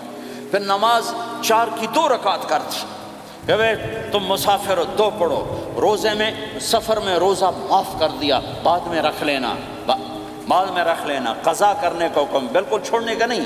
اور کہا کہ بھائی مریض ہو چھوڑ دو، مسافر ہو چھوڑ دو، اور نماز 2 رکعت کر دو، سنتیں چھوڑ دو۔ ابن عمر رضی اللہ تعالیٰ عنہ بیٹھے تھے تو انہوں نے 2 رکعت پڑھ کے بیٹھ گئے، تو ان کے خادم نے کہا سنت نفل نہیں پڑھو گے؟ کہا اگر پڑھنا تو 4 فرض پڑھتا میں، میرے اللہ نے معافی دے دی تو میں کیوں پڑھوں؟ میرے نبی نے سفر میں سنتیں نہیں پڑھی کبھی، اپنی امت کو سہولت دینے، فجر کی سنتیں 2 پڑھتے تھے، اس کے علاوہ سنتیں نہیں پڑھی تاکہ میری امت کو سہولت ہو، آسانی ہو۔ ایک دفعہ بارش ہو رہی تھی اور کوئی جگہ نہیں تھی نماز پڑھنے کے لیے، تو آپ نے اپنی اونٹنی کو آگے کیا اور اس پر بیٹھ گئے، بیٹھے ہی تھے، پیچھے صحابہ نے اونٹنیوں پر ہی صفیں بنائیں، اور یہ نماز اونٹنی پہ بیٹھ کر ادا کی گئی۔ بارش کے اندر نماز اونٹنی کے اوپر نماز بھی ہو گئی، رکوع بھی ہو گیا، سجدہ بھی ہو گیا، سلام بھی ہو گیا۔ پہلی امتوں کے لیے نہیں تھا، سجدہ ہی کرنا پڑے گا۔ یہ اللہ کے محبوب مصطفیٰ صلی اللہ تعالی علیہ وسلم کی طفیل، میرے اللہ نے ہم پہ فضل و احسان کیا، تو میرے نبی کی زندگی میں عبادات میں نماز سب سے اعلیٰ نظر آتی ہے، سب سے نمایاں نظر آتی ہے، اور پھر بازار میں، گھر میں، دفتر میں، ماحول میں میرے نبی کے اخلاق، یہ زندگی کا دوسرا روشن پہلو ہے۔ میرے نبی کی ساری زندگی دو لفظوں میں آتی ہے، عبادت اخلاق، عبادت اخلاق، یا تو اور لفظ حقوق اللہ حقوق العباد، حقوق اللہ حقوق العباد۔ حقوق اللہ میں نماز سب سے اعلیٰ، اور حقوق العباد میں لوگوں کی برداشت کرنا، لوگوں سے درگزر کرنا، معاف کرنا، جھوٹ سے بچنا، دھوکے سے بچنا۔ میرے نبی سے پوچھا گیا یا رسول اللہ مسلمان کنجوس ہو سکتا ہے؟ ہم نے کہا ہو سکتا ہے۔ یا رسول اللہ مسلمان کمزور ہو سکتا ہے، بزدل ہو سکتا ہے، ڈرپوک ہو سکتا ہے؟ آپ نے کہا ہو سکتا ہے۔ یا رسول اللہ مسلمان جھوٹ بول سکتا ہے؟ آپ نے کہا نہیں، جھوٹ نہیں بول سکتا، جھوٹ نہیں بول سکتا۔ ہے میرے نبی نے فرمایا میرا امتی ہر گناہ کر سکتا ہے پر ایک جھوٹ نہیں بولے گا، ایک دھوکہ نہیں دے گا، لیکن پوری دنیا میں سب سے زیادہ جھوٹ بولنے والا اور دھوکہ دینے والا وہ اس امت کا فرد بن چکا ہے۔ سب سے زیادہ دھوکہ دینے والے ہم بن گئے، سب سے زیادہ جھوٹ بولنے والے ہم بن گئے۔ اور میرے نبی نے فرمایا تھا کہ مسلمان جھوٹ نہیں بولتا، دھوکہ نہیں دیتا، ہر گناہ کر سکتا ہے، جھوٹ نہیں بولے گا، دھوکہ نہیں دے گا۔ یہ میرے نبی کی زندگی کا دوسرا پہلو ہے کہ سچائی پہ جمو۔ چند پیسے بچانے کے لیے جھوٹ بولنا، ٹیکس بچانے کے لیے جھوٹ بولنا، کتنے پاؤنڈ بچا لو گے؟ ادھر تمہارے سامنے سچ روشن کھڑا ہوا ہے۔ میرے نبی نے کہا الصدق ینجی والکذب یہلک۔ ادھر جھوٹ کھڑا ہے، ادھر جھوٹ کے ساتھ 4 پاؤنڈ بچیں گے، ادھر سچ کے ساتھ اللہ ملے گا، لے لو جو لینا ہے لے لو۔ ہاں، الا لعنت اللہ علی الکاذبین، جھوٹوں پہ اللہ کی لعنت۔ اس لعنت کے ساتھ 400 پاؤنڈ بچا لیے، 4000 بچا لیے، 4 ملین بچا لیے، 4 بلین بچا لیے، 4 ٹریلین بچا لیے، ساری دنیا کو بچا لیا، اور اوپر اللہ کی لعنت پڑی تو اللہ کی قسم گھاٹے کا سودا ہے۔ اور سچے ہو گئے، سچ بولا، یہ میں 100 پاؤنڈ کماتا ہوں، لے لو جو لینا ہے اس میں سے، یہ میں 1000 پاؤنڈ کماتا ہوں، لے لو جو لینا ہے، یہ میں 50,000 پاؤنڈ کماتا ہوں، لے لو جو لینا ہے، کہ مسلمان کی زبان سے جھوٹ نہیں نکلتا، سچ ہی بولتا ہے۔ آپ تشریف لے جا رہے ہیں، ایک آواز ہے یا رسول اللہ، آپ نے یوں دیکھا کوئی نظر نہیں آیا، پھر آواز ہے یا رسول اللہ، تو آپ نے دیکھا کہ ہرنی ڈیر چھوٹی وہ کھڑی ہوئی رسی میں بندھی، تو آپ نے کہا کیا ہوا؟ کہا جی آپ کا صحابی مجھے پکڑ کے لایا ہے، میرے چھوٹے چھوٹے بچے بھوک سے رو رہے ہوں گے، آپ مجھے چھوڑ دیں، میں بچوں کو دودھ پلا کے واپس آ جاتا، مجھے پتہ ہے میرے اللہ کی تقدیر میرے بارے میں کیا ہے۔ تو آپ نے کہا اگر تو واپس نہ آئی تو پھر؟ تو اس نے کہا مجھے اللہ جہنم میں ڈال دے۔ آپ نے اس کی رسی کھول دی، خود وہیں بیٹھ گئے، اس نے دوڑ لگائی اور پہاڑوں میں گم ہو گئی۔ تھوڑی دیر کے بعد وہ دوڑتی ہوئی آئی اور آ کے سر یا رسول اللہ میں حاضر ہو گیا۔ تو آپ نے اس کو باندھ کے وہیں آپ بیٹھ گئے نہیں۔ دیر کے بعد وہ صحابی آئے جنہوں نے اس کو شکار کیا تھا، پکڑا تھا، تو کہنے لگے، ان کا یا رسول اللہ آپ یہاں کیسے؟ کہ میں ایک درخواست لے کر آیا ہوں۔ کیا؟ کہ یہ ہرنی مجھے ہدیہ کر دو۔ کہ یا رسول اللہ سب کچھ آپ کا ہے، کہ بس یہ ہدیہ کر دو۔ یا رسول اللہ حاضر۔ تو آپ نے اس کو لے کر رسی اس کی گردن سے نکالی کہ جا بچی اپنے بچوں کے پاس جا کے خوشی منا۔ سچ نجات دیتا ہے اور جھوٹ ہلاک کرتا ہے۔ ایک ہرنی جان کی بازی کھیل گئی سچ بولنے کے لیے، تم چند پونڈوں پہ جھوٹ بولتے ہو، ایمان کو برباد کر کے رکھ دیتے ہو۔ مسلمان جھوٹ نہیں بولتا، مسلمان دھوکہ نہیں دیتا، مسلمان کی زبان سے سخت بول نہیں نکلتا، کسی کو بے عزت نہیں کرتا، کسی کو کی بے اکرامی نہیں کرتا، کسی کا دل نہیں توڑتا، کسی کو ذلیل نہیں کرتا، خود سہتا ہے، اوروں کو خوشیاں دیتا ہے، خود دکھ سہتا ہے، اوروں کو راحت دیتا ہے، خود تکلیف سہتا ہے۔ یہ میرے نبی کے اخلاق ہیں، یہ میرے نبی کی زندگی ہے، اور یہ اسلام کا سب سے بڑا چیپٹر ہے اور سب سے مشکل چیپٹر ہے۔ جب میرے نبی نے لمبی نمازیں پڑھی تو اللہ نے روک دیا کہ میرے حبیب ما انزلنا علیک القرآن لتشقی، اتنی لمبی نماز نہ پڑھ کے تو تھک جائے۔ میرے نبی نے تبلیغ میں زور دکھایا تو اللہ نے روک دیا، فَلْتَذْهَبْ نَفْسُكَ عَلَيْهِمْ حَسَرَاتٍ، میرے نبی اتنا غم نہ کر کے آپ خود ہی آہیں بھرتے بھرتے آپ مر جائیں۔ میرے نبی نے مال سارا خرچ کیا، اللہ نے اس سے بھی روک دیا، وَلَا تَبْسُطْهَا كُلَّ الْبَسْطِ فَتَقْعُدَ مَلُومًا مَحْسُورًا، اتنا خرچ نہ کریں کہ آپ خود پھر دکھی ہو کے بیٹھ جائیں۔ خرچ کرنا بہت بڑا عمل، تبلیغ سب سے سارے عملوں کا سردار عمل۔ تبلیغ سے بڑا کوئی کام ہوتا تو اللہ نبیوں کو دیتا، اگر تبلیغ سے بڑھ کر کوئی کام ہوتا تو اللہ نبیوں کو دیتا، گشت سے بڑھ کر کوئی محنت ہوتی تو اللہ نبیوں کو دیتا۔ 950 سال نوح علیہ السلام گشتی کر رہے ہیں، اور اللہ کی مان لو، اللہ کی مان لو، اتنا عظیم عمل کا میرے نبی درمیانہ نماز سب سے بڑی عبادت، میرے نبی درمیانہ کام۔ لیکن جب میرے نبی نے اخلاق اچھے کیے، دشمن کو معاف کرنا، لیکن ایک آدمی آپ سوئے ہوئے تھے، آپ کی تلوار لٹکی تھی، ایک آدمی آیا، اس نے آپ کی تلوار اتاری اور یوں ہماری پسلی میں، آپ اٹھ کے بیٹھ گئے۔ اب وہ قتل کے ارادے کے لیے آ چکا ہے اور تلوار یہاں ہے، کہتا من یمنعک منی، اب بول تمہیں کون بچائے گا؟ تو آپ نے مسکراتے ہوئے کہا اللہ، تو اس کے ہاتھ سے تلوار گر پڑی، تو آپ نے اٹھا لی، آپ نے یوں سیدھی کی، اب تو بچا، تجھے کون بچائے گا؟ وہ کہنے لگا مجھے تو ہی بچائے گا، وہ تو اللہ کو جانتا نہیں تھا، کہا بابا مجھے تو ہی بچائے گا۔ تو آپ کہتے ہیں اس کا سر اڑا دو، یہ نبی کو قتل کرنے آیا ہے۔ میرے نبی نے فرمایا کلمہ پڑھتے ہو؟ کہا نہیں پڑھتا۔ کہا جاؤ معاف کیا۔ یہ میرے نبی کے اخلاق ہیں۔ 20 سال جنہوں نے قتل کے منصوبے بنائے، قتل کے منصوبے، مکہ والے، جب آپ مکہ میں فاتحانہ داخل ہوئے، ابو سفیان سب سے زیادہ آپ کو دکھ پہنچانے والوں میں پیش، تو آپ نے ابو سفیان کو عزت دی۔ جو ابو سفیان کے گھر میں داخل ہوگا اس کو کچھ نہیں کہا جائے گا۔ آپ تو ابو سفیان کو بلا کے سولی پہ لٹکاتے، اور آپ کہہ رہے ہیں جو ابو سفیان کے گھر میں جائے گا اسے کچھ نہیں کہا جائے گا، جو بیت اللہ میں ہوگا اسے کچھ نہیں کہا جائے گا۔ سارا مکہ سامنے، آپ یوں بیت اللہ کا دروازے پر یوں دونوں ہاتھ ایسے ٹکا کے کھڑے تھے۔ پھر آپ نے کہا میں کیا کروں گا اب تمہارے ساتھ؟ تو سہیل بن عمر نے کہا آپ کریم ہیں، کریم کے بیٹے ہیں، تو آپ نے کہا جاؤ میں نے معاف کیا۔ یہ اخلاق آج مٹ چکے ہیں، مردوں سے، عورتوں سے، علم والوں سے، خانقاہ والوں سے، تبلیغ والوں سے، سب زیرو ہوئے پڑے ہیں۔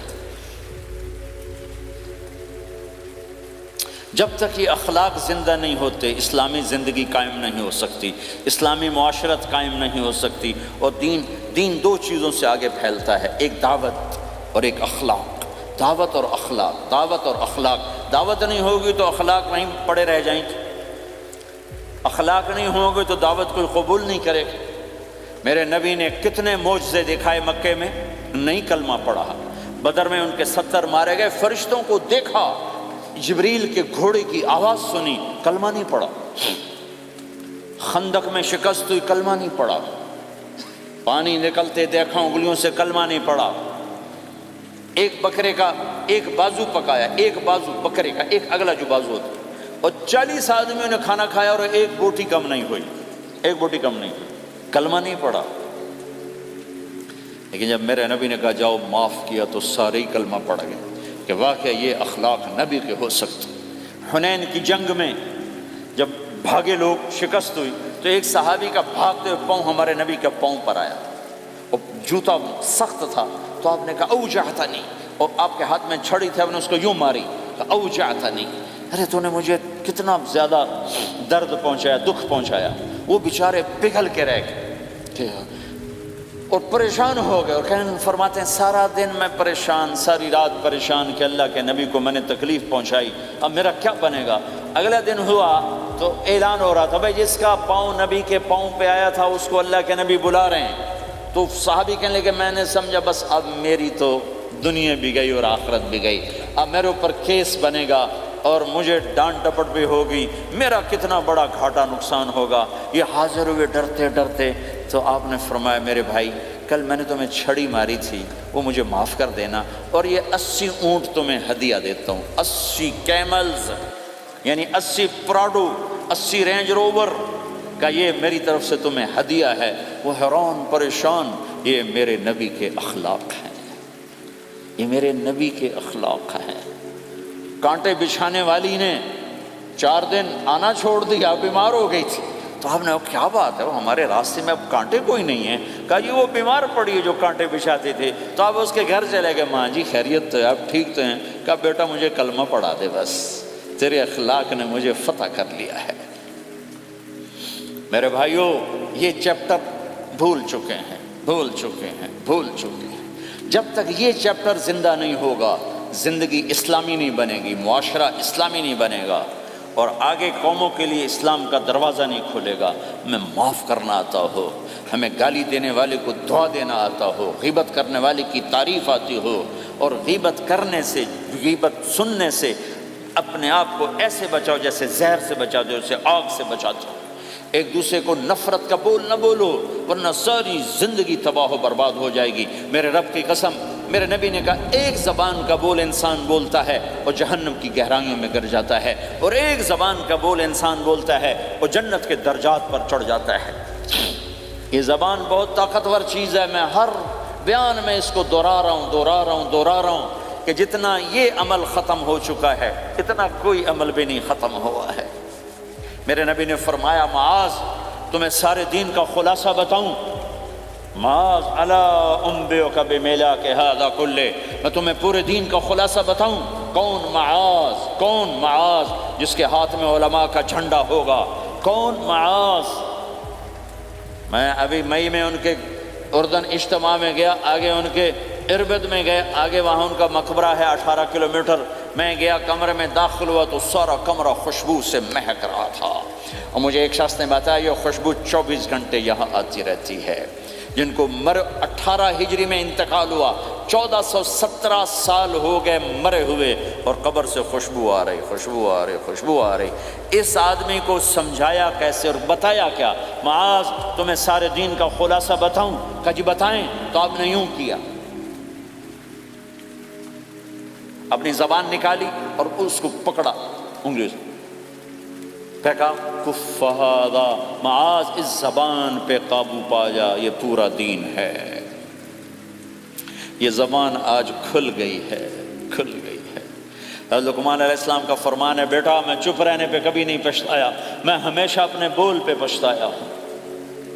معاذ نے کہا یا رسول اللہ زبان کے بول پہ پکڑ ہوگی؟ کہ تیرا بھلا ہو جائے معاذ، سب سے زیادہ جہنم میں دھکا دینے والی زبان ہوگی۔ اور ایک صحابی ہیں ابو دجانہ۔ کون ابو دجانہ؟ السابقون الاولون من المہاجرین والانصار، اس میں پہلی صف کے صحابہ۔ کون ابو دجانہ؟ جب آپ حج پر گئے تو اپنی جگہ مدینے کا امیر ابو دجانہ کو بنایا۔ ابو دجانہ حج میں شریک نہیں ہوئے، کہ آپ نے اپنی جگہ ان کو اپنا نائب بنا کے وہاں کھڑا فرمایا ابو دجانہ میری جگہ پر مدینے کا امیر ہے، یہ وہ ابو دجانہ ہیں۔ کون ابو دجانہ؟ جو جنگ بدر سے لے کر آخری حج تک ہر سفر میں شریک ہیں، ہر سفر میں شریک ہیں۔ ان کی ایک بات میں بتانا چاہتا ہوں، پہلے تھوڑی سی ان کی ہسٹری بتانا چاہتا ہوں۔ کون ابو دجانہ؟ احد کی جنگ میں آپ نے تلوار اٹھائی، کہ اس تلوار کو کون لے گا؟ کئی صحابہ کھڑے ہو گئے۔ آپ نے کہا اس تلوار کا حق کون ادا کرے گا؟ سارے بیٹھ گئے، 3 آدمی کھڑے رہے، ایک زبیر بن عوام، ایک عمر بن خطاب، ایک ابو دجانہ۔ ان کا نام ہے سماک بن خرشنہ، سماک بن خرشنہ ان کا نام، ابو دجانہ سے مشہور ہے۔ تو آپ نے تلوار نہ عمر کو دی، نہ زبیر کو دی، ابو دجانہ کو دی تھی۔ تو عمر رضی اللہ عنہ نے تو محسوس نہیں کیا، حضرت زبیر نے محسوس کیا کہ اس کو کیوں دی، مجھے کیوں نہیں دی؟ میں مہاجرین میں سے ہوں، میں پھوپھی کا بیٹا ہوں، میں اس سے دلیری میں کم نہیں ہوں۔ بلکہ حضرت زبیر کی دلیری کی تو دھاک تھی، جدھر سلوار چلتی تھی کاٹتی چلی جاتی تھی، کہنے کہ میں دیکھوں گا یہ کیا کرتا ہے۔ تو ابو دجانہ کے پیچھے پیچھے زبیر ہو لیے۔ تو ابو دجانہ نے جو حملہ کیا تو 3,000 کا لشکر تھا، اس کو چیر کے پار نکل گئے، پورے لشکر کو کاٹ کے پار نکل گئے۔ اور آگے عورتیں کھڑی تھیں جو مکے کے لشکر کو تیار کر رہی تھیں، نحن بنات طارقی نمشی علی النمارق مشی القتل بوارقی المسک فی المخالق المسک فی المفارق والدر فی المخالق ان تقبلوا نعانقی وتدبروا نفارقی فراق غیر وامقی، یہ گانا گا رہی تھیں اور ان کو تیار کر رہی تھیں۔ تو جب ابو دجانہ کی تلوار نظر آئی تو سب بھاگی، ہندا پکڑی گئی تو آپ نے یوں اپنی تلوار ہندا کے سر پر رکھی، انہوں نے چیخ ماری، تلوار ہٹا لی۔ تو زبیر پیچھے پیچھے کہ یہ کیا کیا ہے؟ جنگ میں اگر کوئی عورت حصہ لے اسے مارنا جائز ہے، ویسے جائز نہیں ہے عورت کو، بچے کو، بوڑھے کو ہاتھ لگانا جائز نہیں ہے۔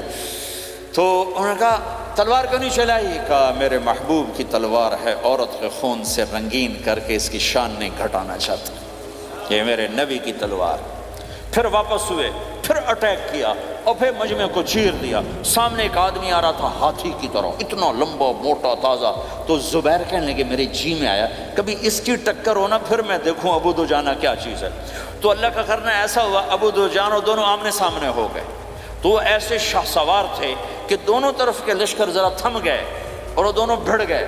ابو دجانہ کے اپنے جوہر، اس پہلوان کے اپنے جوہر، غبار اٹھا، مٹی اٹھی، اور اس کی اپنی طاقت، ان کی اپنی طاقت، انہوں نے ابو دجانہ کو اس نے زخمی کر دیا۔ ابو دجانہ نے جو جوش میں آ کے ماری تلوار، اس کو لگی یہاں، تو اتنی طاقت سے لگی کہ اس کے نیچے اتر کر 2 ٹکڑوں میں تقسیم کر دی۔ ماری تو ایک حصہ ادھر، ایک حصہ، پھر یوں دیکھا اور اپنے چہرے سے لوہی کی ٹوپی اتاری، کما ترا انا ابو دجانہ، کیا دیکھ رہے ہو؟ میں ہوں ابو دجانہ، تلوار صحیح لی ہے میں نے، غلط نہیں لی۔ یہ ابو دجانہ ہیں۔ اور جب شکست ہو گئی احد کی جنگ میں، اور پھر 10-12 آدمی نے آپ کو گھیرے میں لیا ہوا تھا، ان میں ایک ابو بکر تھے، عمر تھے، علی تھے، طلحہ تھے، زبیر تھے، سعد بن ابی وقاص تھے، اور سہل بن حنیف تھے، عبادہ قتادہ بن نعمان تھے، اور ابو دجانہ تھے رضی اللہ تعالی عنہم۔ ان میں سے ایک ابو دجانہ بھی تھے، اور یمامہ کی جنگ میں ابو دجانہ شہید ہوئے، یمامہ کی جنگ میں شہید ہوئے۔ یہ ابو دجانہ کی تھوڑی سی سیرت آپ کے سامنے آئی ہے۔ اس کے بعد اب آپ ان کے قول کو سنو تاکہ اس کا وزن آپ کے سامنے آئے۔ یہ بدر کے شریک ہیں، اللہ کے نبی نے کہا بدر کا صحابی جو مرضی کرے بخشا گیا۔ یہ صلح حدیبیہ کے شریک ہیں، اللہ نے قرآن میں کہا لقد رضی اللہ، میں ان سے راضی ہو گیا۔ یہ صحابی ہیں، اللہ نے کہا کلا وعد اللہ الحسنی، اے میرا نبی تیرے ہر صحابی کے لیے جنت کا وعدہ ہے۔ اور اب یہ کیا کہتے ہیں؟ یہ کیا کہتے ہیں لوگو؟ ان ارجع عملی عند، لوگو میرے پاس، ابو دجانہ میرے پاس بخشش کا سب سے بڑا عمل جانتے ہو کیا ہے؟ بدر نہیں، احد نہیں، حدیبیہ نہیں، خندق نہیں، خیبر نہیں، فتح مکہ نہیں، آخری حج نہیں۔ کیا ہے؟ کیا ہے لوگو؟ ان ارجع عملی عندی، میرے پاس آخرت میں بخشش کا سب سے بڑا عمل بس ایک ہے کہ ما آذیت احدا بلسانی، میں نے اپنی زبان سے کبھی کسی کو دکھ نہیں پہنچایا۔ ولا اجد فی قلبی غلا لاحد، اور میرے دل میں کسی کے لیے بغض کوئی نہیں ہے، بس یہ میری بخشش کا عمل ہے۔ تو بھائیو، نبی کے اخلاق میں 2 چیزیں لے لو، ایک زبان سے کسی کو دکھ نہ دو، ایک دل میں کسی کا بغض نہ رکھو۔ اللہ کی قسم بغیر حساب کتاب کے جنت میں جاؤ گے۔ بڑے بڑے جنید بغدادی اور بڑے بڑے معرفت والے تمہیں دیکھتے رہ جائیں گے، تمہاری رفتار اتنی تیز ہوگی کہ تمہیں وہی پکڑ سکے گا جس کا یہ 2 عمل تم سے زیادہ اچھا ہوگا۔ جس روڈ پہ رش ہوتا آپ وہاں سے گاڑی ہٹا لیتے ہو، ادھر نہیں جانا، ادھر رش ہے، وہ سائن وغیرہ آپ کو آ جاتے ہیں کہ بھائی ادھر بلاک ہے، ادھر نہیں جانا، ادھر جانا ہے۔ تو جہاں روڈ پہ رش ہوتا ہے تو قیمتی سے قیمتی گاڑی کی رفتار بھی آہستہ ہو جاتی ہے، اور جہاں روڈ خالی ہوتا ہے تو پرانی گاڑی بھی بھاگے جا رہی ہوتی۔ ہمارے یہاں پرانی گاڑی ہوتی ہے نا، پرانی بسوں کے پیچھے لکھا ہوتا ہے نہ انجن کی خوبی نہ ڈرائیور کا کمال، خدا کے سہارے چلی جا رہی ہے۔ اور جس کے پاس ایسی گاڑی ہو، نہ انجن کی خوبی نہ ڈرائیور کا کمال، تو اگر اس کو روڈ خالی مل جائے تو وہ تو مرسیڈیز والے سے پہلے پہنچے گا، رینج روور والے سے پہلے پہنچے گا، بینٹلی والے سے پہلے پہنچے گا، رولز رائس والے سے پہلے پہنچے گا، جو وہ تو پھنسی کھڑی اور اس کا روڈ ہی خالی ہے۔ تو میرے بھائیوں، یہ میں ایک مثال دیتا ہوں، عبادات کی روڈ پہ بہت رش ہے، نمازی بے شمار ہیں، روزے دار بے شمار ہیں، عمرے والے بے شمار ہیں، حج والے بے شمار ہیں، اور تہجد گزار بے شمار ہیں، علماء بے شمار ہیں، حافظ بے شمار ہیں، ذکر والے بے شمار ہیں، بہت رش ہے، تبلیغ والے بے شمار ہیں، لیکن جو اخلاق والا روڈ ہے نا، یہ خالی پڑا ہے۔ اس پہ موٹر زوکی پہ چڑھ کے آ جاؤ تو سب سے آگے نکل جاؤ، سائیکل پہ چڑھ کے آ جاؤ تو سب سے آگے نکل جاؤ، کہ روڈ ہی خالی ہے۔ اخلاق کا روڈ خالی ہے۔ غصے کو پینا، دکھ دینے والے کے سامنے، درد دینے والے کو خوشیاں دینا، گالی دینے والے کو دعا دینا، کرو تو صحیح۔ میرے رب کی قسم، اس میں وہ لذت ہے، وہ لذت ہے کہ ساری دنیا کی لذتیں تمہیں بھول جائیں گی اگر یہ لذت تمہیں مل گئی۔ پی جا ایام کی تلخی کو بھی ہنس کے ناصر، غم کے سہنے میں بھی قدرت نے مزہ رکھا ہے۔ اپنے لہو کے گھونٹ پی، زخم پہ زخم کھا کے جی، آہ نہ کر لبوں کو سی، عشق ہے دل لگی نہیں، سینے پہ تیر کھائے جا، آگے قدم بڑھائے جا، یعنی زبان حال سے کہہ دے کہ ہاں ستائے جا۔ آج اخلاق کوئی نہیں ہے، میں تو روتا پھرتا ہوں۔ تبلیغ میں نکلو نکلو نکلو، خانقاہوں میں ذکر ذکر ذکر، اور مدرسوں میں فقہ فقہ فقہ، کوئی تو اس سبق کو بھی، یا اور بھی دکھ ہیں زمانے میں محبت کے سوا، راحتیں اور بھی ہیں وصل کی راحت کے سوا۔ جس دن امت کے اخلاق زندہ ہوئے، آپ اسلام کی بہار دیکھو گے۔ اگر اپنے گھر میں خوشیاں لانا چاہتے ہو تو اللہ کی قسم بڑے گھر سے نہیں آئے گی، کوئی 5 لاکھ پاؤنڈ کی گاڑی سے خوشی نہیں آئے گی، کوئی بہت بڑا عالی شان بنگلہ بنانے سے خوشی نہیں آئے گی، تمہارے اخلاق سے گھر میں خوشی آئے گی۔ اگر بیوی کا سلوک تمہارے ساتھ اچھا ہے، تمہارا سلوک بیوی کے ساتھ اچھا ہے، اس گھر میں خوشی ہے۔ بیوی کا بول بدتمیز ہو تو خامند کی زندگی برباد، خامند کا بول بدتمیز ہو تو بیوی کی زندگی برباد، اولاد بد اخلاق ہو تو ماں باپ کی زندگی برباد، ماں باپ میں سختی ہو تو اولاد کی زندگی برباد، بھائی بھائی میں بول میں سختی ہو تو بھائی کی زندگی برباد، بہن بھائیوں میں سختی ہو تو بہن بھائی کی زندگی برباد، نیبر کے ساتھ سختی ہو تو نیبر کی زندگی برباد۔ میرے نبی نے فرمایا، ما آمن بی من بات شبعان و جارہ جائع، وہ میرے اوپر ایمان لایا ہی نہیں جو خود پیٹ بھر کے کھائے اور پڑوسی بھوکا ہو۔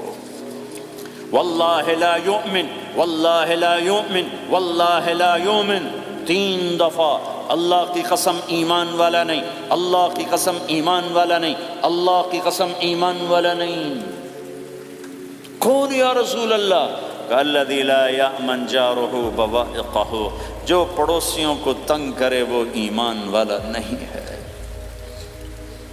میرے بھائیوں، یہ چیپٹر مٹ چکا ہے، کہیں نہیں دیکھنے کو ملتا ہے۔ ایسا نہیں کہ دنیا خالی ہو گئی ہے، لیکن 1 کروڑ میں 1 ملا تو کیا ملا، 1 کروڑ میں بھی 1 نہیں ملتا۔ میں بڑے لمبے سفر کر کر کے اس نتیجے پر پہنچا ہوں کہ 1 کروڑ مسلمان اکٹھے کروں،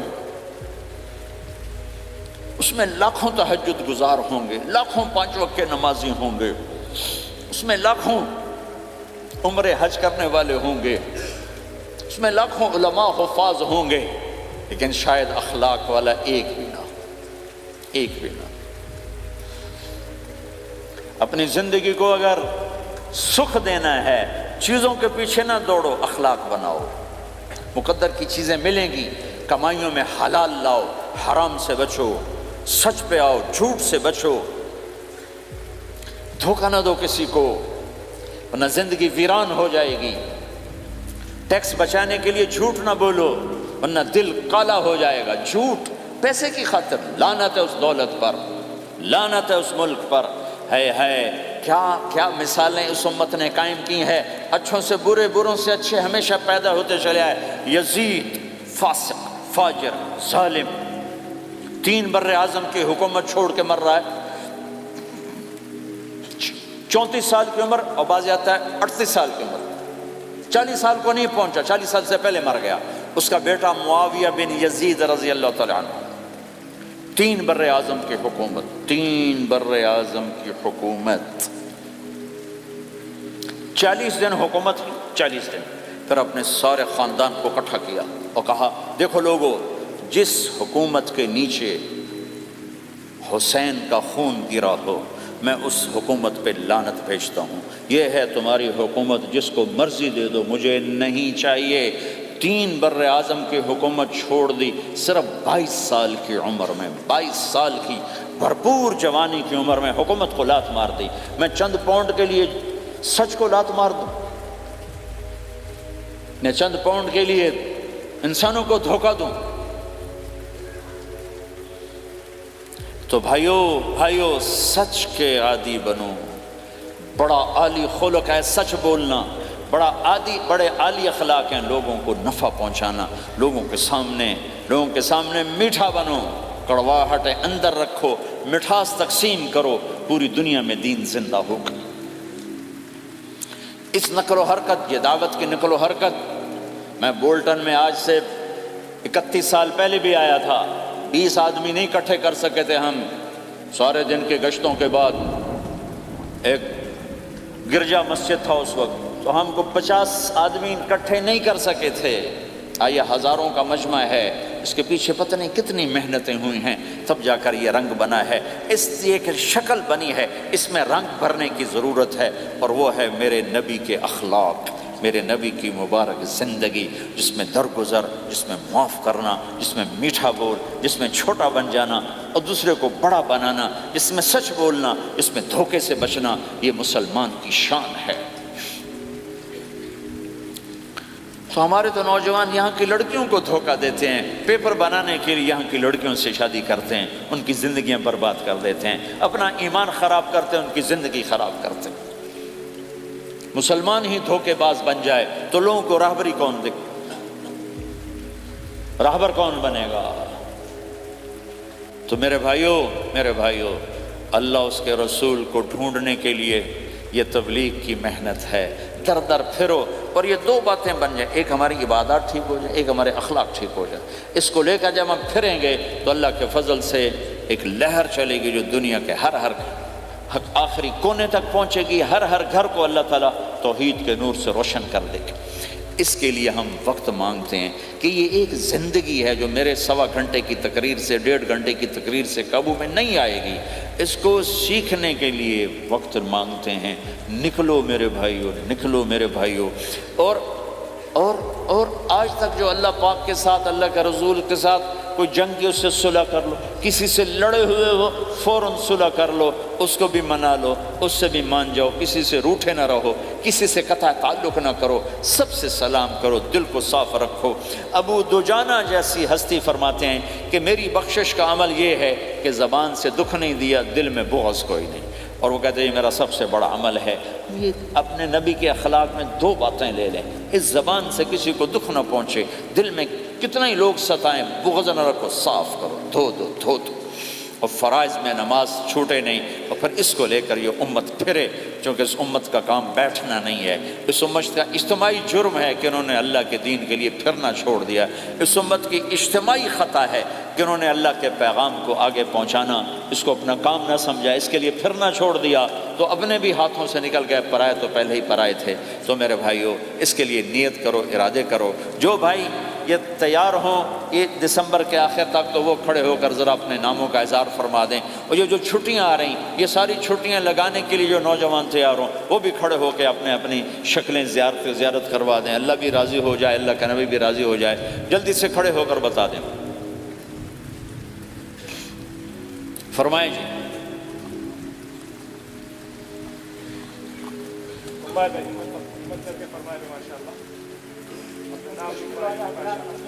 بولو بھائی، یہ چھٹیاں تو ماشاءاللہ ہوتی ہیں، اس میں نوجوانوں کو نکلنا چاہیے۔ اکثر نوجوان بیٹھے ہیں، اٹھو بھائی۔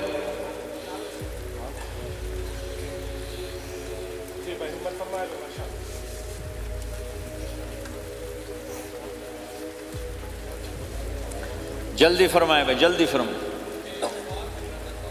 ایسے نہیں ہوگا، پہلے 4 مہینے دینا پھر سنو گا. بیٹھ جاؤ، یہاں سوال نہیں کیا جاتا.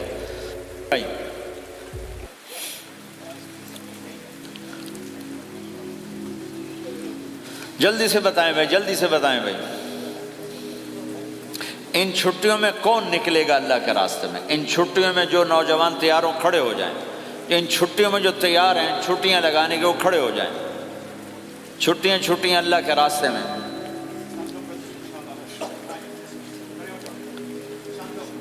ہاں بھائی فرمائیں جی، فرمائیں جی بھائی. اور آپ کے لیے آسان کر دیتا ہوں. اس سال آج کیا تاریخ ہے بھائی؟ 22 نومبر. اگلے سال 22 نومبر تک اللہ زندگی رکھے، جو بھائی چلے 4 مہینے کے لیے تیار ہوں وہ کھڑے ہو جائیں. 1 سال کے اندر، 1 سال کے اندر انشاءاللہ ہم جائیں گے، وہ بھائی کھڑے ہو جائیں. 1 سال کے اندر انشاءاللہ ہم نے جانا ہے، ترتیب بنانی ہے، وہ کھڑے ہو جائیں. زندگی میں جو کہیں گے ہم نکلیں گے وہ بھی کھڑے ہو جائیں. چلو سارے بیریئر ہٹا دیتا ہوں. لو بھائی سب کی تشکیل ہو گئی. بیٹھ جاؤ بھائی، ماشاءاللہ بیٹھ جاؤ بھائی، بیٹھ جاؤ بھائی، بیٹھ جاؤ.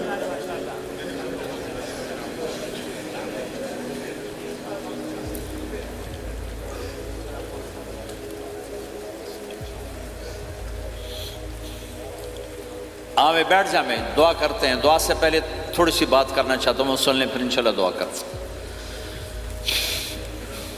مسلمان کی زندگی چلتے پھرتے دعوت ہے. مسلمان کی زندگی چلتی پھرتی دعوت ہے. اگر اسلام ہماری زندگی میں ہو، عبادات ایسی چیزیں جو نظر نہیں آتی، اخلاق ایسے چیزیں جو چھپ نہیں سکتی. اخلاق ایک ایسی صفت ہے جس کو آپ چھپا نہیں سکتے.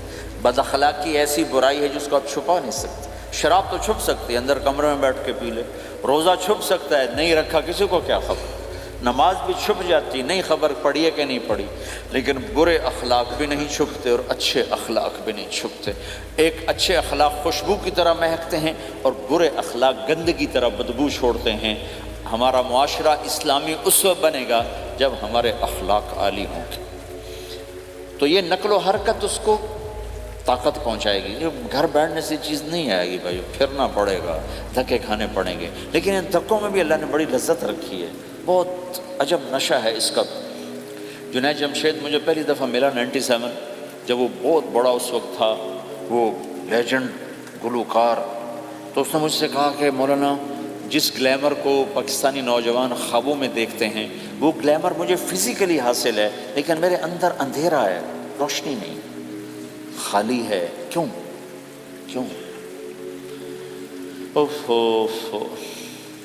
میں نے کہا تمہارے سیدھے گھٹنے میں درد ہو، تم الٹے گھٹنے میں دوا لگاؤ تو فائدہ ہوگا کہ نہیں.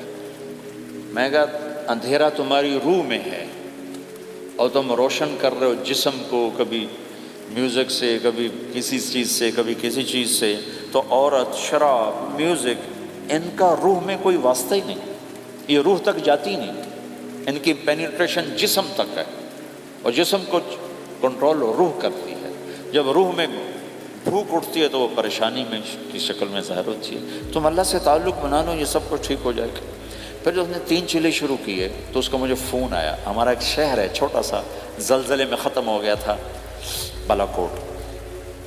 تو اس کا مجھے وہاں سے فون آیا کہ مولانا میں ایک پرانی مسجد میں ایک پھٹی ہوئی چٹائی پر لیٹا ہوا ہوں اور جس سکون کو میں 5 سٹارز ہوٹل میں دیکھتا تھا، ڈھونڈتا تھا، وہ آج مجھے یہاں مل چکا ہے. اور مجھے یوں لگتا میں ہوا میں اڑ جاؤں. کیا ہوا کہ اللہ سے تعلق بنا اور روح میں سکون آ گیا، ٹھنڈک آ گئی. تو ایک گناہوں سے بچنا اور ایک فرائض کو پورا کرنا، ایک اپنے اخلاق کو ٹھیک کرنا. یہ چند ایک کام ہیں جو کر لے گا اللہ اسے آباد کر دے گا. جہاں ہو نماز نہ چھوٹے، رمضان آ جائے روزے نہ چھوٹے، زکوٰۃ فرض ہو جائے خوشی سے ادا کریں، اپنی کمائیوں کو حلال پہ لائیں، غلط کاغذات سے، غلط پیپر سے، غلط ہیرا پھیری سے پیسہ نہ بنائیں. یہ پیسہ تباہی کے سوا کچھ نہیں لاتا. اپنی حلال کمائی کرو، کہ میرے نبی کا فرمان ہے جو صبح سے شام تک حلال کمانے میں تھکتا ہے اس کے اس دن کے سارے گناہ معاف ہو جاتے۔ سعد بن معاذ بیٹھے تھے، ان کے ہاتھوں پر اللہ کے نبی کی نظر پڑی تو ہاتھ بڑے سخت تھے، تو ہم نے کہا سعد تیرے ہاتھ اتنے سخت کیوں ہیں؟ کہا جی میں اپنے باغ میں خود کام کرتا ہوں، اس سے یہ سخت ہو گئے۔ تو آپ نے سعد کا ہاتھ پکڑا اور ایسے چوما اور کہا اپنے بچوں کو حلال کھلانے میں بچوں کو حلال کھلانے میں جو ہاتھ ایسا ہو جائے گا اس پہ جہنم کی آگ حرام ہو جائے گی۔ کہ بھائیو حلال، جھوٹ نہ داخل کرو، چاہے کتنے بڑے مفتی فتویٰ دیں کہ ٹیکس بچانے کے لیے جھوٹ بولنا جائز ہے، میں کہتا ہوں نہیں، سچ ہے۔ دو سودے ہیں، ایک طرف چند سو پاؤنڈ ہیں، ایک طرف سچ ہے، جس کو لینا ہے لے لو۔ سچ کو لوگے تو اللہ کے قدموں میں چلے جاؤ گے، اللہ کے حبیب کی چھاؤں میں چلے جاؤ گے، اللہ کی چھاؤں میں چلے جاؤ گے۔ جھوٹ، ہاں صرف جھوٹ بولنا جائز ہے، دو بھائی لڑ پڑے ان میں صلح کرانے کے لیے جھوٹ بولنا جائز ہے۔ میاں بیوی لڑ پڑیں تو بیوی کو منانے کے لیے خامند جھوٹ بول سکتا ہے، خامند کو منانے کے لیے بیوی جھوٹ بول سکتی ہے۔ اس کے علاوہ جھوٹ نہیں ہے، سچ کے ساتھی بنو۔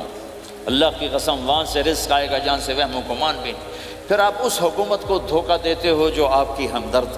ہماری حکومتیں تو خود بھی چور ہیں تو ان کو چور پڑے ہوئے، چوروں کو چور پڑے ہوئے۔ تمہاری حکومتیں تو چور نہیں ہیں تو تم پہ خرچ کرتے ہیں۔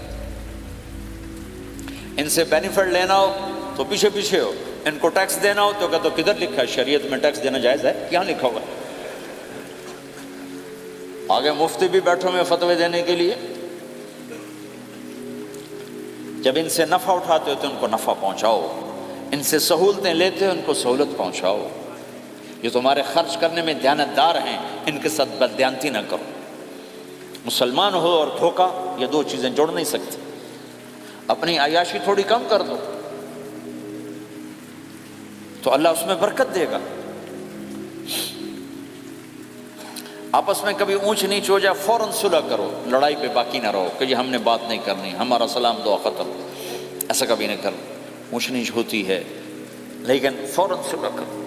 ماں باپ میاں بیوی کٹھے رہتے ہیں تو ہمارا سسرالی معاشرہ بہت سخت قسم کا ہے، ماں باپ اتنی مداخلت کرتے ہیں بچے میں کو ان کی زندگی تباہ کر دیتے۔ ساس سسر بہو پہ اتنا حق جتلاتے ہیں کہ خامد کا بھی اتنا حق نہیں رہ جاتا، اس سے زندگی ٹوٹ جاتی ہے۔ اگر سسر ہو بہو کو عزت دو، ساس ہے بہو کو عزت دے، بہو ہے ساس سسر کو عزت دے، لیکن اللہ کی قسم ساس اور سسر کا بہو پہ کوئی شرعی حق کوئی نہیں۔ میرے بچے کی شادی ہوئی، میں نے اپنی بیوی سے کہا بات سنو، ہم کسی کی بیٹی کو لے کے آ رہے ہیں، اگر ماں بن کے دکھاؤ گی تو میں یہاں اس کو لاؤں گا، اور اگر ماں بن کے نہیں دکھانا تو میں اس کو الگ گھر دیتا ہوں، تاکہ ہم اس کی زندگی میں دخل انداز نہ ہوں، ہم ان کی زندگی کو خراب نہ کریں۔ اگر کسی کے پاس الگ گھر دینے کی وسعت نہیں ہے تو وہ خود تو الگ ہو سکتا ہے کہ نہیں ہو سکتا؟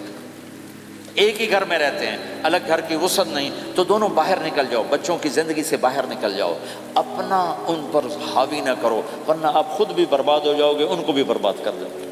کتنی طلاقوں کے پیچھے ساس اور سسر ہیں، کتنی طلاقوں کے پیچھے میاں بیوی کی آپس کی بدتمیزی ہے کہ اس ماحول میں برداشت کرنے کا رواج ہی ختم ہو گیا۔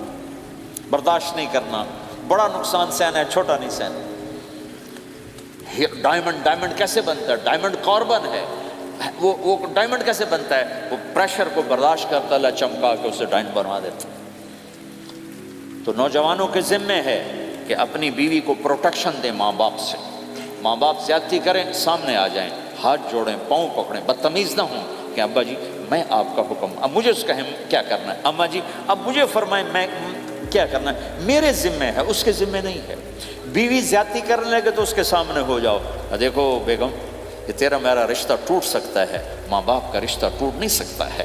ماں باپ کا وہ رشتہ ہے جسے توڑا نہیں جا سکتا، نکاح تو ایک بول پہ ٹوٹ جاتا ہے، میں تیری ہر ضرورت پوری کروں گا لیکن تو میرے ماں باپ کے لیے تکلیف کا باعث نہ بن۔ یہ مرد کی ذمہ داری ہے، ہم یہ معاشرہ بھلا چکے ہیں۔ ہمارے پڑوسی ذمہ دار تھے، ان کے بچے کے نکاح میں گیا تو وہ مجھ سے کہنے لگے مولانا میری بیگم نے مجھ سے کہا کہ دیکھو ہم زندگی گزار چکے ہیں، اب یہ بچے زندگی شروع کرنے لگے ہیں، تو پہلے میرے بیٹے کے لیے الگ گھر بنا اور اس کی بیوی کی ڈولی کو وہاں لے کے آ، میرے گھر میں نہ لانا کہ ایسا نہ ہو ہم میاں بیوی بچوں کی زندگی خراب کر دیں۔ تو پہلے میں نے بیٹے کا گھر بنایا ہے، اب اس کی شادی کر رہا ہوں، اس کی بیوی کی ڈولی وہاں اترے گی، میرے گھر میں نہیں اترے گی کہ ہم دونوں میاں بیوی کہیں ان کو خراب نہ کر بیٹھے۔ اور ہر آدمی کے پاس تو اتنے وسائل نہیں ہیں کہ وہ الگ گھر دے، لیکن یہ وسائل تو سب کے پاس ہیں کہ ان کی زندگی سے نکل جائے۔ ہاں ان میں کوئی کھٹ پٹ ہو جائے تو صلح کرانے آئیں، لیکن ہوتا کیا ہے کہ لڑکے کے ماں باپ اپنے بیٹے کے حمایتی ہوتے ہیں، لڑکی کے ماں باپ اپنی بیٹی کے حمایتی ہوتے ہیں، اور آپس میں جنگ شروع ہو جاتی، نہ یہ نیچے ہوتا ہے نہ وہ نیچے ہوتا ہے۔ نئی نئی شادی ہوتی، زندگی گزارنے کا پتہ نہیں ہوتا، ٹھوکریں کھاتے ہیں، تو ان کو سنبھالنے کی ضرورت ہوتی ہے، لیکن ہوتا کیا ہے کہ ماں باپ اپنے بیٹے کے کان میں نہ بیوی کی شکایتیں لگاتے رہے، یہ کرتی ہے یہ کرتی ہے یہ کرتی ہے، اور وہ بچی کو اس کے ماں باپ کہتے رہے یہ کرتے ہیں یہ کرتے ہیں یہ کرتے ہیں۔ زبان پر ٹیپ لگا لو تو آپ کی زندگی روشن ہو جائے گی، آپ کا جیون خوبصورت ہو جائے گا۔ اور کبھی اونچ نیچ ہو جائے تو معافی مانگو، فوراً معافی مانگو۔ میاں بیوی لڑ پڑیں اور پھر صلح کر لیں، تو اللہ کو یہ عمل اتنا پسند ہے کہ ان کی صلح پر پچھلے سارے گناہ ان کے معاف کر دیتے۔ قرآن کی ایک آیت اتری ہی میاں بیوی کی لڑائی پر تھی۔ ایک خامد اپنی بیوی پہ بڑے ناراض ہو، مسجد میں بیٹھے بیٹھے انہوں نے نیت کی گھر جاؤں گا اور بیوی کی ٹھکائی کروں گا۔ یہ انہوں نے نیت کی ہے، مسجد میں بیٹھے بیٹھے نیت کی گھر جاؤں گا میں انہوں چنگا لتر پھیرنا ہے۔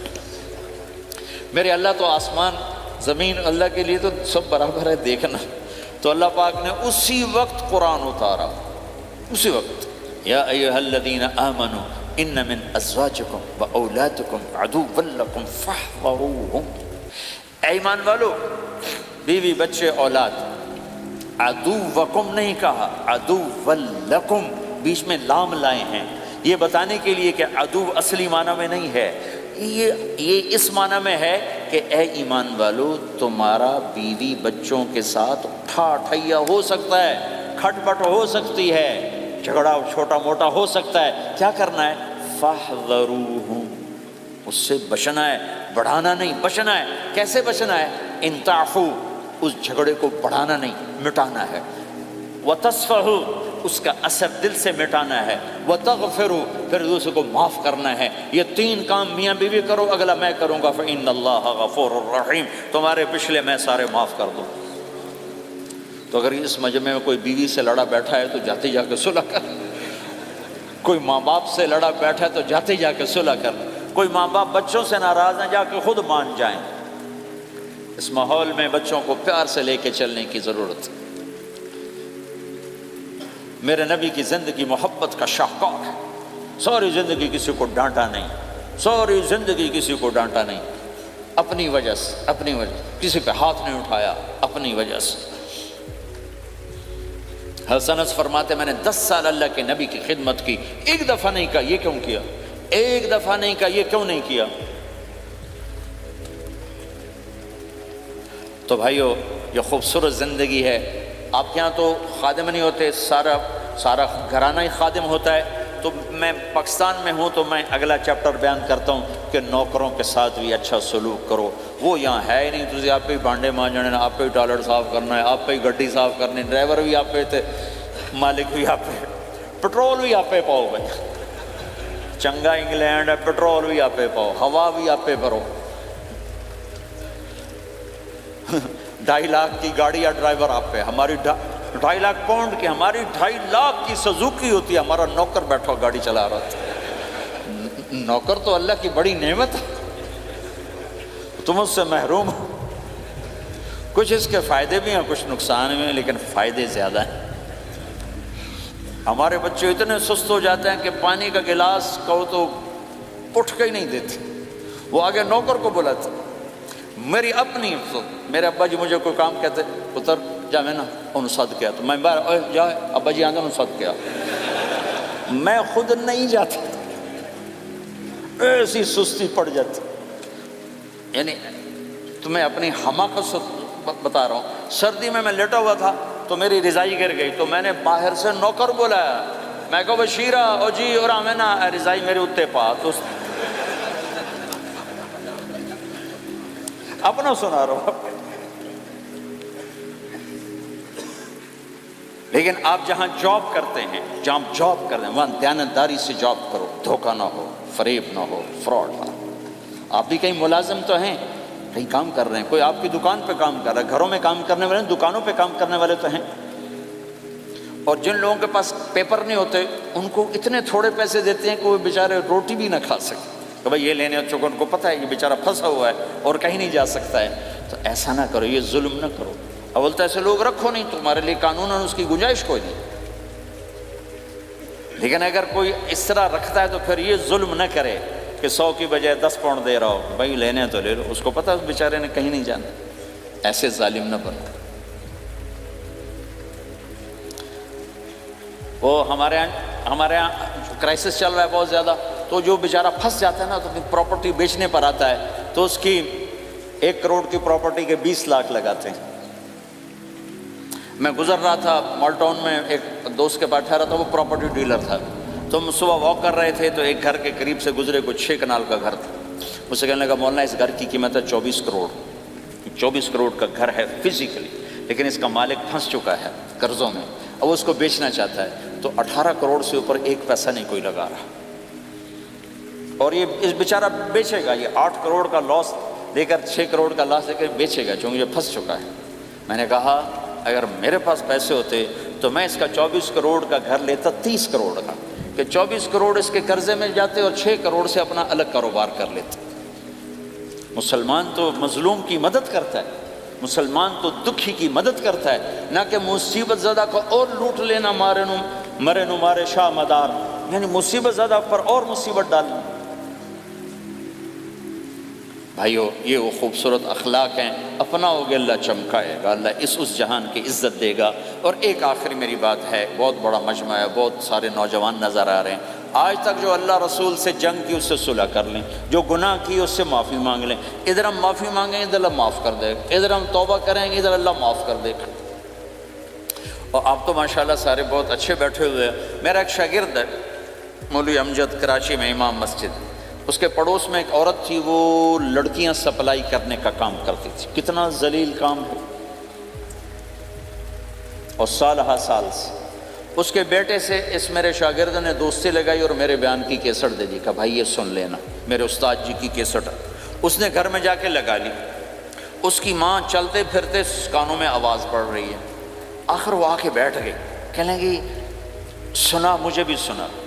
تو اس نے سارا سنا، پھر کہا دوبارہ سنا، پھر سنا، کہا دوبارہ سنا، پھر سنا. تو کہنے لگی یہ کون ہے؟ کہا پتہ نہیں کون. تمہیں کس نے دی؟ کہا یہ امام مسجد نے. تو میں بچے کا ہاتھ پکڑا اور آ گئی دروازے پر. اس وقت لوگ تراویح پڑھ کے باہر نکل رہے تھے. کہنے میں نے امام صاحب سے ملنا ہے. وہ آ گئے. کہا جی یہ کیسٹ آپ نے دی؟ کہا جی. یہ کون ہے؟ کہا میرے استاد ہیں. کیا نام ہے؟ طارق جمیل. اچھا. انہوں نے توبہ کی بڑی بات بتائی ہے، تمہیں پتہ ہے نا میرا کیا کام ہے؟ کہا میری توبہ قبول ہو سکتی ہے؟ کہا کیوں نہیں اماں جی ہو سکتی. کہا ٹھیک ہے پھر میں اللہ کو گواہ بناتی ہوں، میری توبہ. اور اس نے مسجد میں آنا شروع کر دیا تراویح میں. 5واں روزہ ہے اور دعا مانگتی ہے اللہ اگر میری توبہ قبول ہے تو مجھے اپنے پاس بلا لے. یا اللہ اگر میری توبہ قبول ہے تو مجھے اپنے پاس بلا لے. 29ویں روزے سجدے کی حالت میں اللہ نے اٹھا لیا. ساری زندگی کام کیا؟ لڑکیوں کی سپلائی. اتنا بدترین کام. اور موت آئی رابعہ بصری جیسی. یہ ہے توبہ کا کمال کہ اللہ کی رحمت سے کبھی نا امید نہیں ہونا چاہیے. اللہ کوئی تھانے دار نہیں ہے کہ اس نے چھتر پھیرنا ہے. اللہ کریم ہے، مہربان ہے، ہمارا دوست ہے، ہمارا رب ہے. تو جب کبھی خطا ہو فوراً توبہ کرو، فوراً توبہ کرو. انشاءاللہ ایک دن آئے گا کہ اللہ ہمیں اپنی توبہ پہ پکا کر دے گا. تو یہ نیت تو کرو سارے جتنے بیٹھے ہو، بوڑھے جوان، کہ پچھلے پر ہم توبہ کرتے ہو نیت. کہو یا اللہ میری توبہ، پھر کہو یا اللہ میری توبہ، پھر کہو یا اللہ میری توبہ. اگر یہ آپ نے سچے دل سے کہا ہے تو آپ کو مبارک ہو، آپ کے سب گناہ معاف ہو گئے، سارے معاف ہو گئے. حقوق باقی ہیں، علماء سے پوچھ لینا ان کی ادائیگی کیسے کرنی ہے، گناہ سارے معاف ہو گئے۔ اور آئندہ اگر کبھی توبہ ٹوٹے تو پھر کر لینا، پھر کر لینا، پھر کر لینا، میرے رب کی رحمت پہ کوئی اثر نہیں پڑتا۔ لن تبلغوا ضری فتضرونی ولن تبلغوا نفعی فتنفعونی، یہ میرے رب کی صفت ہے۔ وہ کہتا میں نفع سے بھی پاک ہوں، نقصان سے بھی پاک ہوں، نہ کوئی مجھے نفع پہنچا سکتا ہے نہ کوئی نقصان پہنچا سکتا ہے۔ تو میرے گناہوں سے اس کو کیا گھاٹا پڑتا ہے، مجھے گھاٹا پڑتا ہے۔ لہٰذا جب بھی ہم معافی مانگیں گے وہ خوشی سے معاف کریں گے، جب بھی توبہ کریں گے خوشی سے قبول کریں گے، ٹھیک ہے نا؟ سارے نیت کرتے ہو؟ اللہ تعالیٰ نے اس کائنات میں بے شمار مخلوق کو پیدا فرمایا، اور ان مخلوق میں سے ایک افضل ترین مخلوق انسان ہے۔ اللہ تعالیٰ نے اس کائنات کے تمام مخلوق میں سب سے افضل مخلوق انسان کو بنایا، اور قرآن میں صاف طور پر یہ مقصد واضح کر دیا کہ ہم نے انسان کو اور جنات کو صرف اپنی بندگی اور اپنی عبادت کے لیے پیدا کیا۔ یعنی انسان کی تخلیق کا مقصد، انسان کو پیدا کیے جانے کا مقصد صرف یہ ہے کہ وہ اللہ کی بندگی کرے، اللہ کی اطاعت کرے، اللہ کی احکام کی فرمانبرداری کرے، کوئی ایسا کام نہ کرے جس سے اللہ کی ناراضگی آتی ہو۔ یعنی انسان کی زندگی کا مقصد اس پروردگار کی رضامندی ہونی چاہیے جس پروردگار نے اسے ایک مکمل انسان بنایا۔ اللہ تعالیٰ نے کبھی اپنی نعمتوں کو گنوایا، کہیں اللہ تعالیٰ نے یہ کہا کہ کس نے یہ آنکھیں بنائی، کس نے یہ کان بنائے، کس نے یہ ہاتھ بنائے، وہ کون ہے؟ وہ اللہ ہے۔ اللہ تعالیٰ نے اپنی بے شمار نعمتوں کو قرآن میں بیان فرمایا، اور لوگوں کو یہ تنبیہ فرمائی کہ تم متوجہ ہو جاؤ، اللہ کی طرف آؤ۔ انسانی زندگی کا مقصد صرف اور صرف اللہ کی رضامندی ہے، اور حقیقت بھی یہی ہے کہ اس کائنات کا مالک اور ہر چیز کا مالک صرف اللہ تعالیٰ ہے۔ انسان اپنے آپ میں بے بس ہے۔ انسان کی بے بسی کا عالم یہ ہے کہ وہ اپنی سانس کا بھی مالک نہیں ہے، اپنی زندگی کا بھی مالک نہیں ہے۔ ہر چیز پر اللہ کو کنٹرول حاصل ہے، تو پھر کیوں نہ ہو کہ اس پروردگار کو خوش کیا جائے جو تمام عالم کو بنانے والا ہے۔ سب سے بڑی بات یہ ہے، اللہ تعالیٰ نے قرآن میں یہ بیان فرمایا کہ انسانوں کو ہم نے آنکھیں دی ہے، بصیرت بھی دی ہے، بصارت بھی دی ہے، یعنی سوچنے اور سمجھنے کی طاقت بھی دی ہے۔ انسان ہی ایک ایسی مخلوق ہے جس کو اللہ تعالیٰ نے عقل جیسی نعمت سے نوازا ہے۔ انسان صحیح اور غلط کو سمجھ سکتا ہے، صحیح اور برے راستوں کو جان سکتا ہے۔ اسی لیے اللہ تعالیٰ نے یہ نعمت دی ہے تاکہ انسان اللہ کی طرف آئے، اللہ کو پہچانے، اور جو کچھ اللہ تعالیٰ کے احکامات ہیں ان چیزوں پر عمل کرے۔ اللہ تعالیٰ نے اس کام کے لیے بہت سارے نبیوں کو بھیجا، چنانچہ حضرت آدم علیہ السلام سے لے کر محمد صلی اللہ علیہ وسلم تک ایک نبیوں کا سلسلہ جاری رہا۔ نبیوں کا آنے کا مقصد صرف اور صرف یہی تھا کہ جو لوگ اللہ سے بھاگے ہوئے ہیں، جو لوگ اللہ کو نہیں جانتے ہیں، ان کے دلوں میں اللہ کی پہچان بیٹھانا، اللہ کی محبت ڈالنا، اور اسی مقصد کی تکمیل کے لیے اللہ تعالیٰ نے اپنے پیارے نبی محمد صلی اللہ علیہ وسلم کو بھیجا۔ جب اللہ کے نبی صلی اللہ علیہ وسلم آئے تو آپ نے بھی لوگوں کو یہی بتایا، اللہ سے ملنے کا طریقہ سمجھایا، اللہ سے قریب کیا، اور بہت ساری باتیں جو اللہ تعالیٰ نے اپنی تعلیمات سے اور اللہ تعالیٰ کی طرف سے نازل کردہ قرآن سے اللہ کے نبی صلی اللہ علیہ وسلم نے لوگوں کو بتایا اور سمجھایا۔ اس لیے اللہ تعالیٰ کے قریب ہونا چاہیے، اور اللہ تعالیٰ بار بار قرآن میں یہ بات ارشاد فرماتا ہے کہ میں ہی ہوں جو اپنی مخلوق کی روزی کا مالک ہوں اور اس کا ذمہ دار بھی ہوں، اور میری ہی بس تمام چیزوں پر چلتا ہے۔ اور اللہ تعالیٰ یہ بھی بیان فرماتے ہیں کہ میں بڑا غفور الرحیم ہوں، اگر کسی سے کوئی خطا ہو جائے تو اس سے شرمندہ نہ ہو، بلکہ اللہ تعالیٰ کے حضور توبہ کرے، میں بڑا بخشنے والا ہوں، میں بڑا معاف کرنے والا ہوں۔ اللہ تعالیٰ اپنی اس صفت کو قرآن میں کئی جگہ بیان کرتے ہیں۔ اس لیے اگر کسی سے گناہ بھی ہو تو پھر وہ اللہ کی طرف رجوع کرنا چاہیے۔ اللہ تعالیٰ عمل کی توفیق عطا فرمائے۔ سبسکرائب کریں ہمارے چینل لائٹ ٹو ہیومینٹی کو، کلک کریں بیل آئیکن پہ جس سے ہر ایک نوٹیفیکیشن آپ کو ملتی رہے۔